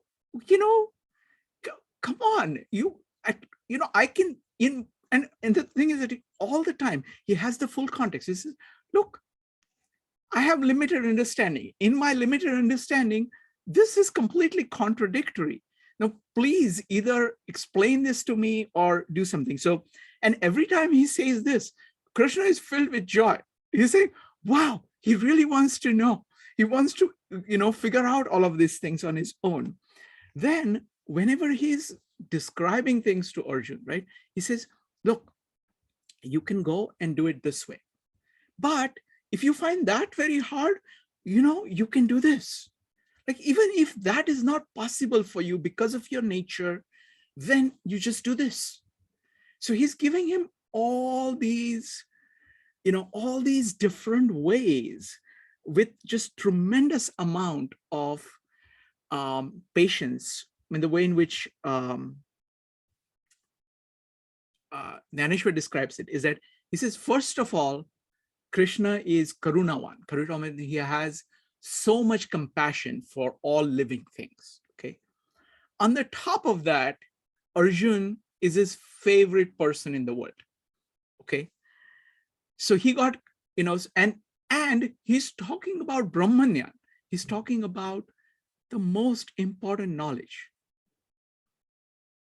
with compassion to all human beings, to the most favorite human being he has. So he's completely engrossed in telling this story. And that is why the story is as beautiful as it is, because it is told with such love by such a person to such a person. And that all comes through. So folks, that is what Gita is about. Okay. And that's the entire context of Gita. So folks, any comments at this point about how this meetup was? Just go ahead and type exclamation mark, just brief comments. What do you guys think? We'll start with Rupali, Evanik, and Ambika. Rupali. So thank you, Shrikant and Yogeshwar. It was, for me, it just helps me kind of reflect and think about my own actions and where I am in my own journey of discovering who am I. I think that's such a powerful question that Gita kind of guides you to understand. And the main question in Montessori education, and that's my domain of work with children, for children ages 7 to 15, the main question that the Montessori education tries to answer is, who am I? And children go on this journey of discovering themselves. It just helps the adults become so stable if children can understand that at a younger age. And so thank you very much. Thank you, Rupali. Next up is Evanik, Ambika, and Joe. Evanik. So this was amazing. Thank you, Shrikant. Thank you, Yogeshwar. Thank you, everybody that contributed. I got something from all the contributions. I think the biggest point I'm taking away, in addition to what Rupali said, is I love the part where he says, in order to get to know the light in other people, you have to know the light in yourself, and you have to get to know yourself in order to get to know other people. And I think if we got that, that would be key in this world. It would be the thing. Like, if you got who you are, you could get along with almost anybody. And I think you could get to know anybody on a deeper, more intimate level. Once you know who you are, you can get to know other people. And so this was great. This was a real blessing. It's similar to Rupali. There's a lot to think about, a lot to meditate on. I got a lot to take and absorb. But thank you guys so much for an excellent meetup. Thank you, Evanik. Next up is Ambika, followed by Joe. Ambika. So this is really, really beautiful in a sparkly kind of way as well, because so many things are coming up, and it all brings us back to this center from which everything must emerge. And when I said that those few words about the body and the self as an instrument, it made me think of St. Francis of Assisi's Serenity Prayer, because again, he says, if I don't have this, give me this, that kind of thing, and brings us right there. And I just absolutely love the friendship. What an amazing friendship.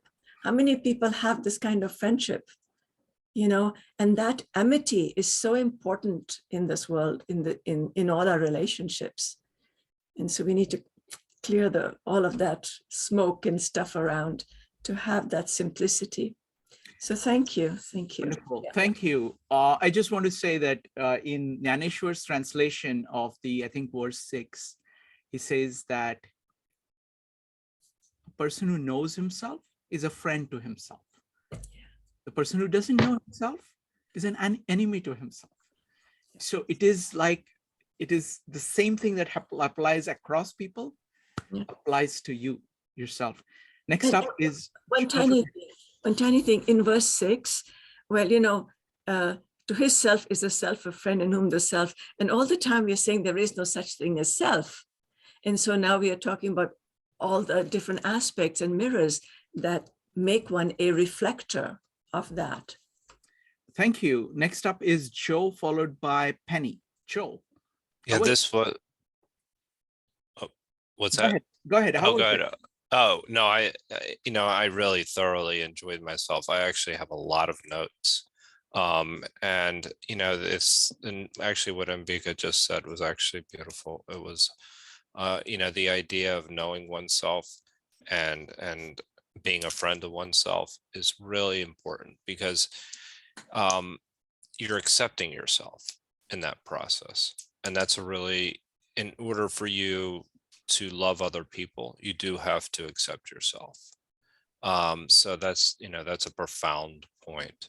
But I also saw a lot of the practical aspects of it today. I really did.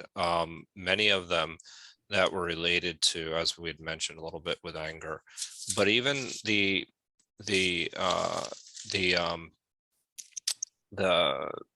idea of the way happiness is achieved. We talked a little bit about that, how it's not necessarily it's not the goal. Virtue is the goal. And that's it's virtue ethics. And you can kind of see virtue ethics throughout the Gita. And then the Arjuna and Krishna relationship, I know a little bit about it, but now because of Rapali, I know a lot more. So, I mean, I knew they were cousins, but that was a very detailed, explanation. So I'm a little bit more knowledgeable outside of what chapter 5 kind of gave me. Wonderful. Thank you. Anyway, thank you. Thank you, Joe. I mean, we did a very interesting meetup. There was a dancer who came and did a meetup, and she put it very beautifully, physically. She says, look, it's really not between yourself versus other people. Okay. She's saying it's between love and fear. Okay. When a person is in fear, they go like this. They're afraid of what's in them, and they are afraid of other people. The opposite of that is love. When you spread out both your hands, you love yourself and you love others. So it's not a question of me versus others. It is saying yes to yourself and to other people, or saying no to yourself and no to other people. That's it's beautifully put. And she put it in just a physical way, which is very simple. Next up is Penny, followed by Rupali. Penny. I just thought it was a fantastic meetup, and learning a lot.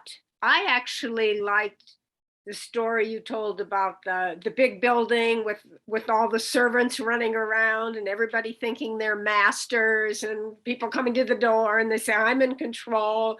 I'm the one who's running the place and stuff like that, which of course it's like the ego. I thought that was very good picture of what's happening in the periphery, if with yourself, and then but that you have to look for the master, the center, and then everything will fall into place. I love that. Absolutely. That was my favorite part. Wonderful. Thank you. Thank you, Yogeshwar, for that. Next up is going to be Rupali. So I'm going to piggyback on what you said about fear and love. One of the things during the pandemic we've noticed in schools and high schools, colleges is anxiety among children and students, fear, and driven by that. And our school is in a church. So our pastor works with the local college around near the church. And he was saying, these emotions of fear and anxiety are contagious, because then you spread that fear to others, and then everybody starts talking about that. But so are hope and love. And with hope and love, you can also reach and turn it around towards a positive way. So so that I mean, after reading Louis Sullivan, after reading parts of the Bible with this group and the Bhagavad Gita, I'm just and Maria Montessori says, of all things that you can do with a child, love is the most potent. Like she says, it's even more than bringing electricity in darkness. It's even more than that. So yes, and it's February, so power to love. Wonderful, wonderful. And it's like, this is all about bringing electricity within you to light up what is within you and everything else around you. So folks, thank you so much. Joe, go ahead. I just wanted to build on that really Please. quickly. Is Please. something that Rupali said is really profound and actually kind of proven to be true in people that feel lonely, and that it is contagious, that they essentially, they're sending out signals, and if they're not getting something back, then all of a sudden they actually start to feel lonely. So this is why people in relationships actually feel lonely. It's not necessarily about how many people you're around or anything like that. It's that you're actually reaching out and people aren't reciprocating. And so then, and that's what we're talking about with love, in a sense.